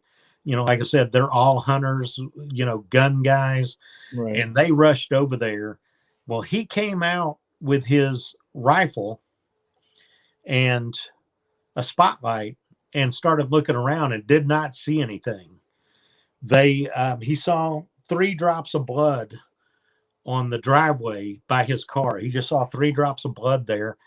Didn't think anything. I mean, he still had no idea. He, as a matter of fact, called a buddy of his in law enforcement and said, "Hey, I think I was robbed tonight and I shot somebody." He didn't say something. "I shot somebody. And, if you would just watch, if something comes in, something gets reported, because I don't know what I shot." And a week later, no reports had come in. Wow. In the meantime, right after that, he, from his job site, went and got a bunch of high power LED spotlights and put them all up around in the trees facing on his house. He had a big chicken coop with all kinds of, turkey and chickens and guinea and all kinds of pigeons, even, or dove, I guess dove actually. One time they came out and like the door was kind of pushed in on their coop out there, but they didn't really notice, nothing was missing. But on one night that they had let the the fowl out, I think he said a turkey and 2 chickens disappeared. But then, stuff started happening around there. They'd hear, strange sounds at night. Well, the conference was a week ago Saturday, not this past Saturday, but the week before. The Wednesday, the week before the conference, not the week before the week before. So like 10 days before the conference, I got in Facebook Messenger, I got a message from the wife that said, there's some weird stuff happening out here at our house. And she included some pictures that they took of the tree line, and you can actually see some dark shapes. Now, those, could be nothing more than blob squatch, like people call them. But, they took other photos that there wasn't anything there. But what happened is she contacted me on Wednesday. That Monday, they had come home in the morning. I don't know if taken from work or taking kids to school or something, but on their back glass door, well, before that, they had a rock fire pit out on their property, and something had been picking up the rocks from the fire pit and bringing them up and putting them on the back porch. Wow. Just setting rocks up on the back porch. Wasn't their kids, wasn't them. There is nobody else out on their property. But that morning when they came home, at the top of their glass door, which, is probably the top of the door is probably close to 7 feet, a glass back door, there was a large, I should have sent you a picture of this, looked like a large greasy face print up at the top of the door. Interesting. The thing that the husband told us is that on his wife's Suburban, that night after he looked out, there was a big greasy face print out on the Suburban, like something been trying to look into the Suburban there. But anyway, this piece of glass had a greasy face print on it. And this was, like I said, the 10 days before the conference. So we were planning on Saturday night after the catered dinner to talk about, Lyle usually gives an update on what's going on, the Fouke Monster and Legend of Boggy Creek. And we were going to screen the remastered, Yeah. Legend of Boggy Creek. But Friday, I contacted some guys, some investigators that I'm close with that live out near that area, no more than an hour or so away. And so they went out there and interviewed the family, actually interviewed them on video, getting their testimony. And, the woman had sent me 2 pictures of the glass door, and you can see what looks to be nostrils, a large nose, the mouth, chin, and, hair. Wow. Do I know I don't know it's genuine, but what we did is we decided now to focus the Saturday night presentation on this investigation. So they went out there, like I said, and actually spent the night out near the creek in hammocks, slept out there that night. Didn't see anything, didn't really hear anything unusual, but what they did make plans to do is that next week before the conference, Michael Waldy, I don't know if you've heard of him. He's a East Texas and Southeast Oklahoma Bigfoot researcher, investigator. He and another guy went out there, Logan Kraft, and like I said, they interviewed him. We actually removed the piece of glass from the door and with the face print on it, and brought it to the conference. And wow, that is neat. We actually had it on display in the back room. We did it kind of like the Minnesota Iceman, where a table at a time, filed through, got to see it. Right. They pointed out after they'd seen the eyewitness video, and we'd done some question and answer with the investigators. And we, said, well, we've got this evidence. We've got this physical evidence here. So everybody got to file through, and everybody thought it was really cool. It looked like a face. Really, but what's even cooler is that after the conference was over, Shelley Covington, Montana, and Cliff Barrickman actually swabbed it with sterile swabs to try and get DNA. I can't say where the DNA swabs are being sent to be tested. That's but great. They also used fingerprint technology to lift the face print off of the glass. That is, oh man, this is what I love about this subject. Just people when they get that, I love it. So that was quite a surprise for people. I had teased it that we had a recent investigation with physical evidence that we were going to talk about and show eyewitness video. But I'm here in my Bigfoot man cave, but there's people wandering around. My wife is in the back, and a friend of mine that came over to watch the Monday night game are in the background. But having some fun on a Monday, that's what it's about, So that's what we did, and people were really impressed. I mean, I don't know anybody, because I was out front, telling tables and had the microphone, and I was doing like interviews when they would come out and say, well, what'd you think? And I didn't get anybody that said, it doesn't look like anything. I mean, they said, I think I saw a Bigfoot. It looks like a face.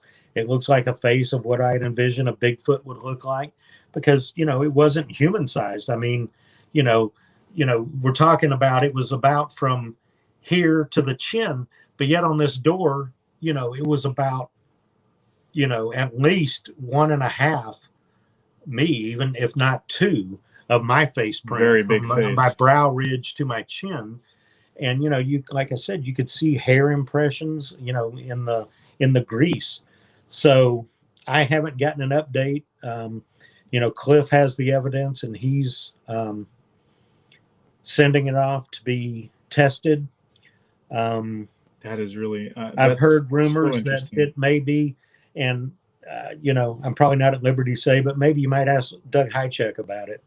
Okay. That I've heard that he has an upcoming project, and that this could end up on it. He may not be at liberty to say, and I may be spilling the beans, but, no, that's fine. I'll talk to him, even if it's off the record. I'm having him on, I think, 2 weeks from now. So yeah, but it's a rumor. That is, you have me super excited now. I feel like I can't there's wait. that level of evidence that, we collected and are sending off to be tested. So who knows what it'll come back? I mean, I don't know. I mean, a greasy, sweaty face print, perhaps there is DNA in that can be extracted and tested and Amazing. try to identify. I don't know.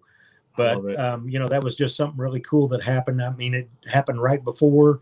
And, I know watching Finding Bigfoot, no offense to the guys or Renee, Yeah. but, it became almost kind of monotonous as it wore on. The fact that, it was going somewhere else and trying to follow up on reports. But to me, the most interesting aspect of it was the town hall meetings. Yeah, I would say the same thing. Yeah. Hearing the eyewitnesses tell their story. And so, we had the next best thing by having a 30-minute video with the eyewitnesses talking about all their encounters and what happened, with the emotion and everything in their voice, right, to tell that. And then the investigators to talk about what happened out there. And then, to actually say, well, it just so happens we have this pane of glass back here for everybody to come take a look at. So what a treat for folks. And thank you for sharing that. I thought that was way cooler than anything else we could have really presented. I mean, to me, yeah. People want to hear the story, scary or otherwise. I mean, sounds like a fantastic time. I wish I could have been there, but I hope that I will be able to come to another iteration of the Texas Bigfoot Conference at some point. It's certainly been on my list. Plan for next year. It's the 20th anniversary. It should be a shindig. Oh, yeah. Well, I'll have to mark it down. October 15th and 16th. Mark it on your calendar. I absolutely will. Well, it's been really awesome to have you on, Craig, and I could listen to you tell stories about Texas Bigfoot or otherwise all night, as I'm sure a lot of folks definitely could. So could, who was it? Boomer? Blocker? Bomber, probably, I think. Bomber. Yeah. Somebody said that I could tell Bigfoot stories on YouTube for I think they actually said that they fell asleep now. Oops, fell asleep. But Craig's voice is very calming. That's great. Well, one more question, though, if you don't mind. Rocket Reindeer asks, Alex, if you still have time and it's appropriate, does Craig or anyone know if Mike Sells videos from Paris, Texas are authentic? I don't know if you know anything about that. I certainly know anything about that because our group was first on the ground there great. Actually Lamar Point, and Mike Sells had joined our organization as a member. There was stuff being reported out there. We had interviewed an eyewitness that turned out to be a good buddy of his wife that had a sighting out that, backed up to a nature preserve or whatever. So we talked to her, got her story, heard other stories coming in from the area. From Mike Sells' area,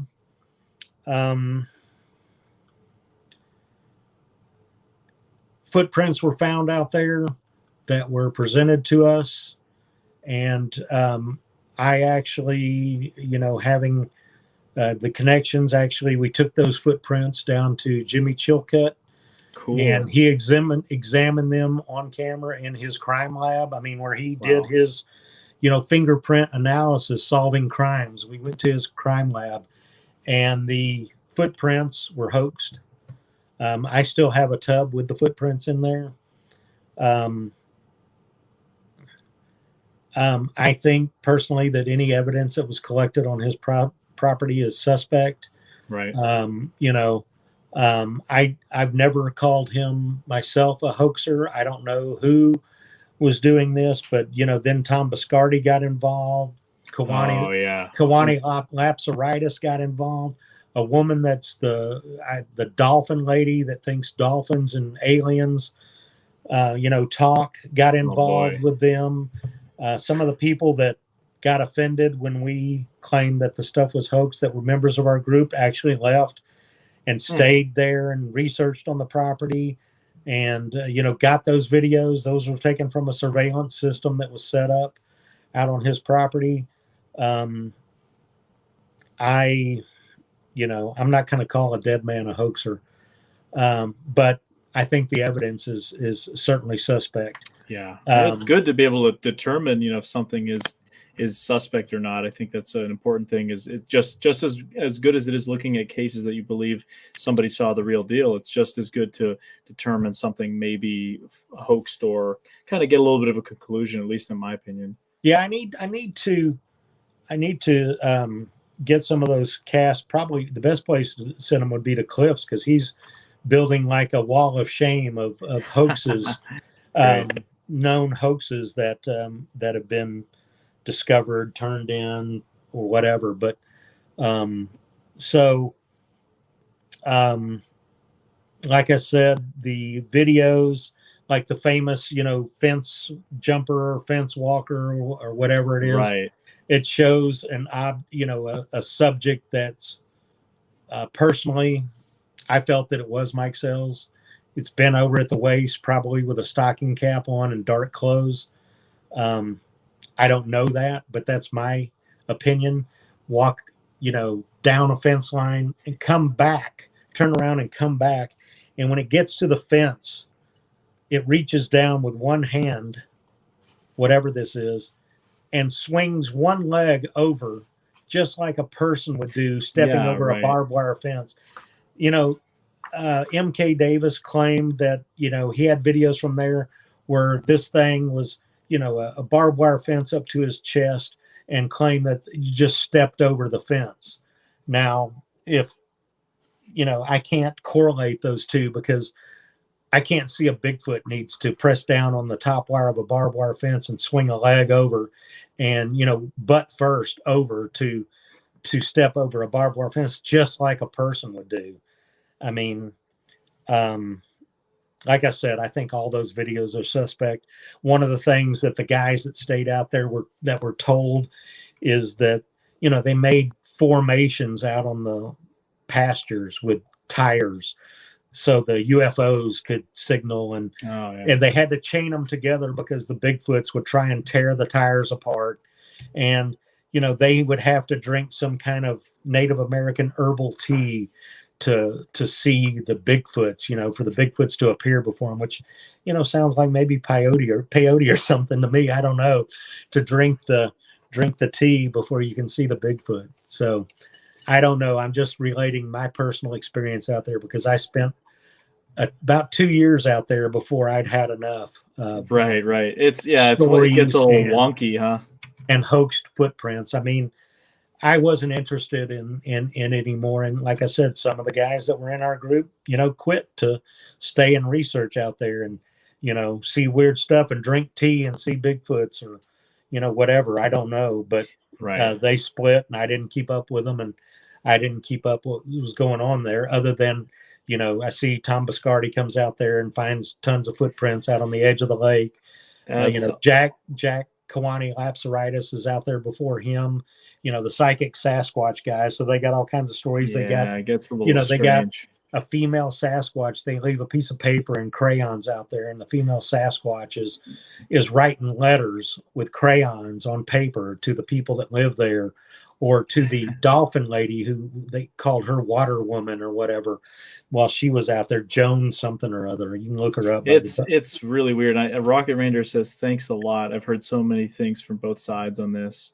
And you mentioned Biscardi. I mean, I had a few years ago a case, a couple folks claimed they're having stuff on their property happening, and I wanted to interview them and just talk to them. They had some pretty interesting footprint, supposed evidence, and as soon as they started talking suddenly one day really weirdly about, let's do a nationwide tour, let's turn this into a big thing. I'm like, where is this coming from? And then lo and behold, a couple weeks later, a local newspaper in New Hampshire actually came out with a story saying Tom Biscardi investigating this case in New Hampshire, and those witnesses that I'd been speaking to for about a month were in with that case. And I'm like, well, I'm out. That's it. I mean, it seems like there's clearly a diverging interest there, but you mentioned Pam Pierce Barcelo before. How far are you in New Hampshire?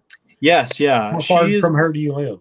She's in the western part of the state. I'm in the southern part, so she's probably only about, I want to say, an hour or something like that. That's a northeastern state. If in the western part of Texas and somebody lives in the southern part, that could be a 12-hour drive. Oh, I know. It's Texas is just a beast of its own. I mean, I live on the border with Massachusetts, and New England, you can go 3 hours and drive through 3 states. So Yeah. it's really a small area. But it's been fantastic having you on, Craig. And I think Jamie or somebody was asking how old I am. I don't know. They thought I didn't want to share. I'm 27. I don't know if that really interests, but you really make, like I said, you made me feel old when you said you used to read Cryptomundo when you were in high school. Oh, it was a great resource, and I thank you. And sounds like you're doing an awesome job with the conference. And like I said, from folks that I've spoken to that have been to it, they say it's one of their favorite events in the South. And keep up the good work. And I really hope to get down there. Okay. And it's been great having you on. Can I just want to make one statement, and then go for it. I want to make sure everybody that's listening to this, I am not calling anybody a hoaxer. Sure. I am saying that I have seen hoaxed evidence from these areas. I'm not claiming that the homeowner did it, that Tom Biscardi did it, that anybody did it. I just know that evidence that has turned up in that area was hoaxed. I've seen it firsthand. I've taken it to one of the world's leading primate fingerprint and footprint expert, Jimmy Chilcutt. He went to the Yerkes Institute in Georgia and hand printed and footprinted every primate there. And when he looks at a footprint and says these toes were made by fingers, you can see the fingerprints in them. Yeah, I tend to believe somebody of that caliber whose testimony sends people to prison on saying this is their fingerprint. It matches exactly. So, when somebody tells me that this Bigfoot footprint has fingerprints all over it, it's got a handprint in the middle, the toes were made with fingers. To me, I take his word that it's hoaxed evidence. And tough to beat an authority of that caliber. That's my claim, is that the evidence was hoaxed. Who hoaxed it? I don't know for a fact. I do know, as a slight anecdote, that the wife that with the first report that we investigated, and then we got in touch with Mike Sells, he and this gentleman named Lance Bailey were good buddies. And it turned out that ran across something. Maybe one of them had sent me a message before we got really far into this, that they were big practical jokers and like to play tricks on people. And they were also planning at one point to have Sasquatch expeditions out on his property on the weekends with members of the Texas Bigfoot Research Center as guides there. I knew nothing about it till I saw it on the internet, and I said, what the hell is this? Charging people $300 to come out, and you're saying that we're going to come out as experts? Nothing to do with it. But like a harebrained scheme.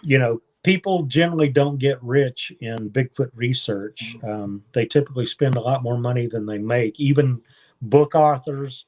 I mean, Lyle Blackburn has been hugely successful with his line of books, but he ain't getting rich off of it. I mean, especially if they're not self-published. I mean, in self-publishing, you do better, but I mean, putting on conferences, buying equipment to research and investigate, traveling on your dime, it all costs money. I mean, you gotta love the subject. I mean, that's what it comes down to. You're lucky with I've put on conferences where I've lost money. I mean, and that's real discouraging to put in, how many hours it takes to do one, plan it, invite people, sell tickets, and to do that and then to end up losing money. I mean, that event that Eduardo Sanchez came to in 2012, I swore that was my last event ever. I mean, I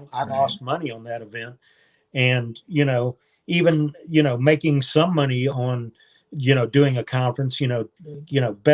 Worst case scenarios to me is to break even. But if you can make, nobody's getting rich putting these on, I guarantee you.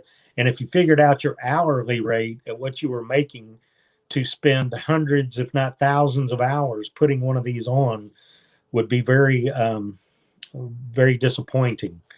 I mean, I try to put on a quality event that's fun, it's family friendly, it's not a scientific lecture that is going to be boring. I want it to be fun for everybody to attend and have a good time. And here's one. I'll give you just one last word about my Bigfoot conference. Why I started putting on my Bigfoot conference and charging attendance fees. The conference to me is secondary. Putting on a conference allows me to invite my friends from around the country to come hang out for the weekend. People like Cliff Barrickman, Lauren Coleman, John Kirk, John Bendernagel back in the day, that it allows me, people's attendance fees pays to bring these people in to come hang out for the weekend. We've had Jeff Meldrum multiple times, Kathy Strain, Jimmy Chilcutt, Nick Redfern, Ken Gerhard. I mean, I've compiled a list of every conference I've held, and the speakers. We had Peter Byrne that came in. Awesome. In 2006, when I did a 2,000 square foot Bigfoot museum exhibit in conjunction with University of Texas, San Antonio. Wow. One of their campuses is a museum, and I co-curated that, put it on in conjunction with them. We held 4 half-day conferences during its run, and the initial one was Peter Byrne. And I don't know if you know a lot of the history with Tom Slick, who organized the Yeti expeditions. Yeah. Peter Byrne led, and also the Pacific Northwest expeditions when he brought Peter in charge of John Green and all those guys to do that. His niece, he was from San Antonio, and his niece had just written a biography about Tom Slick. So we had her come and talk about her uncle who, hired Peter to go look for Yeti and Bigfoot, and she did a book signing there. It's a really, really cool event. And to me, that's what it's about. Just really cool events, really cool people that I call my friends, being involved in Bigfoot research and heading up a research organization, just like Matt Moneymaker. You get a lot of haters out there, and a lot of the thing with the haters is, my opinion is, they're jealous. A lot of people are jealous of Matt Moneymaker, that he's on a TV show, that he gets to hunt Bigfoot, whatever I did hosting my conference. But, their opinion doesn't matter to me. Somebody that was in my organization and they thought it was the coolest thing since sliced bread when they were in it, and then when they left over a difference, whether a difference that we had them leave or they just quit, and then it's the biggest piece of shit that they've ever seen, and talk shit. But, you can ask Jeff Meldrum. I mean, in 2006 in San Antonio, Jeff Meldrum brought me the author's proof of Sasquatch Legend Meets Science that was still a paperback. It had the hardcover jacket on it, but he signed that to me and said, Craig, here's to another successful event, Jeff Meldrum. Or in 2007, I went to John Green's house, and that is cool, and got to sit down and interview him, because that's when the Bluff Creek Massacre stuff first came out. Right. And sat there and interviewed him on camera for an hour in his house, with him taking out his personal footprint cast collection and showing it to us. And when it was done, I had brought a book for him to sign. And, people may think I'm bragging, and I probably am a little bit, just because the people that I have the opportunity to talk to, he signed his book, and he was famous for not inscribing books.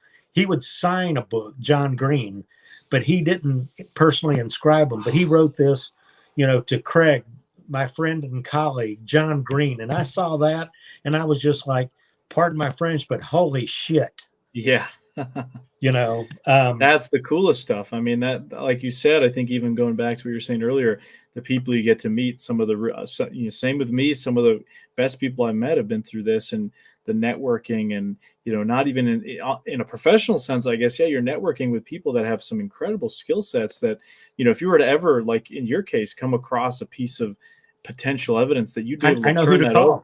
Yeah, it's like, I'm not going to mess this up. I'm going to call somebody who knows what the heck they're doing.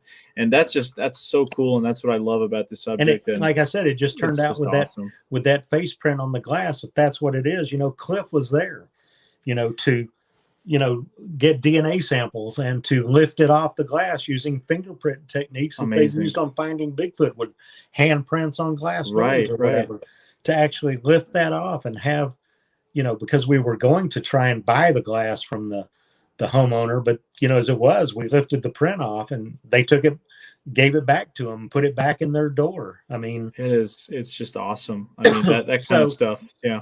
People that don't believe, that have never attended a conference or think that they're, whatever, or, people just trying to make money off of Bigfoot, you're missing out, because it's a lot of fun. You can, people that I don't know if you idolize them or you've read about or you see on TV, you can actually meet them and find out they're just regular people. I mean, they like the same thing you're into. I mean, we're all into the and that's the biggest thing, is being able to hang out with like-minded people who have a common interest.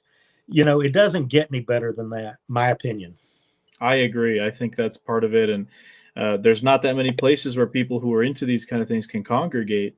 So when you do have these they're few and far between events, especially this year. Oh yeah, totally. It's just it's a cool thing. And what I love about this too with the internet is just being able to talk to people from all over. I mean, we had somebody, I think Deanna posted in the comments, asking where everybody was from. Pennsylvania, we had a bunch of Texas folks, Brisbane, Australia, all over the place. You get a lot of people from England. It's just really cool. I mean, where else would you be able to get that? And there's nothing like the in-person events, in my opinion, but still, this is still just as good. I mean, or we're trying to get to that, just point of this show especially is talking to people in these different areas and seeing what we can, any commonalities, any of that kind of stuff, just interesting stories like your sighting or this face glass thing. I'm really intrigued now. I'll be on your case about that a little bit and trying to get any details if possible. And I'll definitely have to talk to Doug about it, but it's been awesome to have you on, Craig. Really. I mean, he may act like he doesn't know what you're talking about. So I don't, I'll ask him off the record. Once again, I don't know. I have not talked to him. I've just heard that it was something he might be interested in for a future project. I haven't heard him say it's the Shroud of Turin of Bigfoot, But another thing I wanted to say is, we do live quite far apart, but Pam and her family has been after Tammy and I to come up and stay with them in New Hampshire up there at their place. Yeah. And so if, she's always like, when can y'all can get away, can't you? And just, drive up here. And so that's the plan at some point, to go hang out with them. So we'll definitely have to get together. I mean, especially, we'll have to grab a with drink, John and Dave and the Squatchatuchits guys. And get together, because I imagine if we do come up, it's probably going to be for a week or so. So it's not just being a quick trip. I'd love to show you guys some cool spots. And if you want to do some squatching, I've got some areas, and got an area that actually Dave used to investigate. That's kind of my spot now. And I've posted some stuff on this channel about that. And obviously come on up. You're more than welcome up here. Probably might be better to come when it's not winter. So for the next 4 months, I don't know how well you handle that, but it gets rough up here. Yeah, we get snow maybe once a year here, and in my lifetime, it was actually back in 2010. We actually got a foot in one day that stuck, and was pretty phenomenal. Of course, I was in Chicago that day for a business, and saw just piles and piles of snow that have been snow plowed out of the road. So. We had it 2 days ago. We had right before Halloween. We got on Friday. We had about a couple inches here, and it all just melted. But it's like a preview of what's to come, unfortunately. Yeah, I could see maybe having a summer home up there. Oh yeah. I and living here in Texas will prompt you to want a summer home somewhere else, because too hot. It is hot and muggy and. It wasn't too bad this summer, but, you're talking extended 100 plus with high humidity in it. I think, I'm trying to think of his name now. Anyway, the guy that invented air conditioning, his birthday should be a national holiday, at least in the South. He made Texas habitable for a lot of people, huh? I understand you guys maybe don't have air conditioning up there in a lot of places, but here, man, you'd die. Yeah, I can only. Well, that's what I heard when I went to Dallas a few years ago. I hadn't been there in like 10 something years since I was a kid, and it was amazing how built up it was. And I'm like, what is this? And the guy at the rental car place says, well, this is what the only reason there's so many people coming here is because you can live with AC. Otherwise, there wouldn't be this many people in the area. As a matter of fact, I remember it's Willis Carrier. Willis Carrier, yeah. Willis Carrier invented air conditioning. It's a great thing. We do have it. We only use it obviously for about 3 months out of the year. Yeah. But it's heating and AC for us. We get a little bit of both. So it's not like most places where you have extreme heat, especially in the South. And some of the Australians probably understand. It's a little bit different. I mean, you get snow. It's a little bit different. But yeah. Anyway. Yeah. Well, again, now that I've talked you and your audience's ear off. No, I think it was a great show. We all had a great time listening to that. And as always, thank you guys in the audience, in the chat, having a good time talking amongst yourself, but also great engaging questions. As always, you guys are awesome. I can always rely on them for great questions and great interactions with the guests. So thank you, everybody, and especially thank you, Craig, and hope to talk to you again soon. Sure. And anybody out there, find me on Facebook, send me a friend request. I've got a public page. Cool. I've got the Texas Bigfoot Research Center page, Texas Bigfoot Conference page. I have a Texas Bigfoot scholarship because we give out from the proceeds of the conference scholarships to 2 students there. Amazing. In Jefferson, where we host the event to give back to the community. So there's multiple ways to find me on Facebook. Yeah, I put a link to the Texas Bigfoot Research Center, I believe, in the description of this video. So that's a good place. People can check it out or search him up on Facebook. Craig Woolheater, not too hard to remember. So no, I there may be another one out there that probably hates my guts because I think at one point he was a professional hurdler athlete. Oh, and boy. He was probably telling people, just Google me, and it's like, shit. What is all this Bigfoot? Oh boy! Because when you search my name, I typically come up a lot of first place hits. But anyway, sure. Yeah. If anybody had a question they didn't get to ask, or wants to know anything about the conference or plan to come, just shoot me a message on Facebook, and I'll get back to you.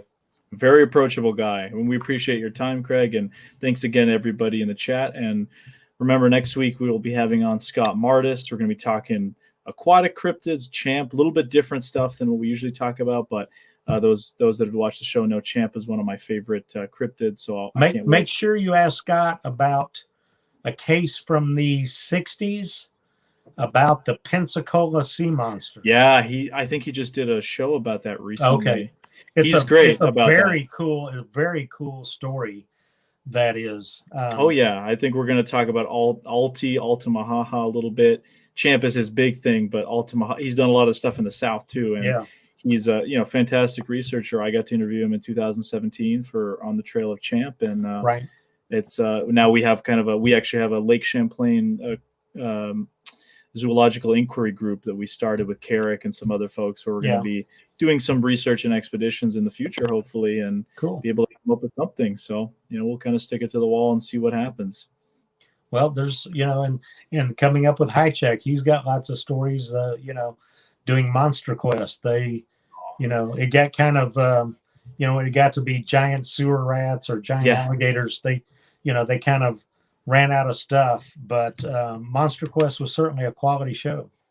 Oh, it was one of the last really good ones. I think it was something I grew up on. I mean, there's plenty of good shows out there, but when you think about, In Search Of, I think of Monster Quest as being up there, in my opinion. I mean, it's something that I certainly grew up watching and can't wait to talk to him about that stuff. But like I said, guys, really looking forward to upcoming shows. It was a great time talking to Craig. If you like this kind of stuff, just remember, subscribe, share it, and, let people know. You can just put this on in the background. You don't have to watch the whole time, but it's just a kind of cool way to pass the time. So thanks again, everybody. And thank you, especially Craig. Thanks again, Alex. Hope to see you soon. Absolutely. Take care.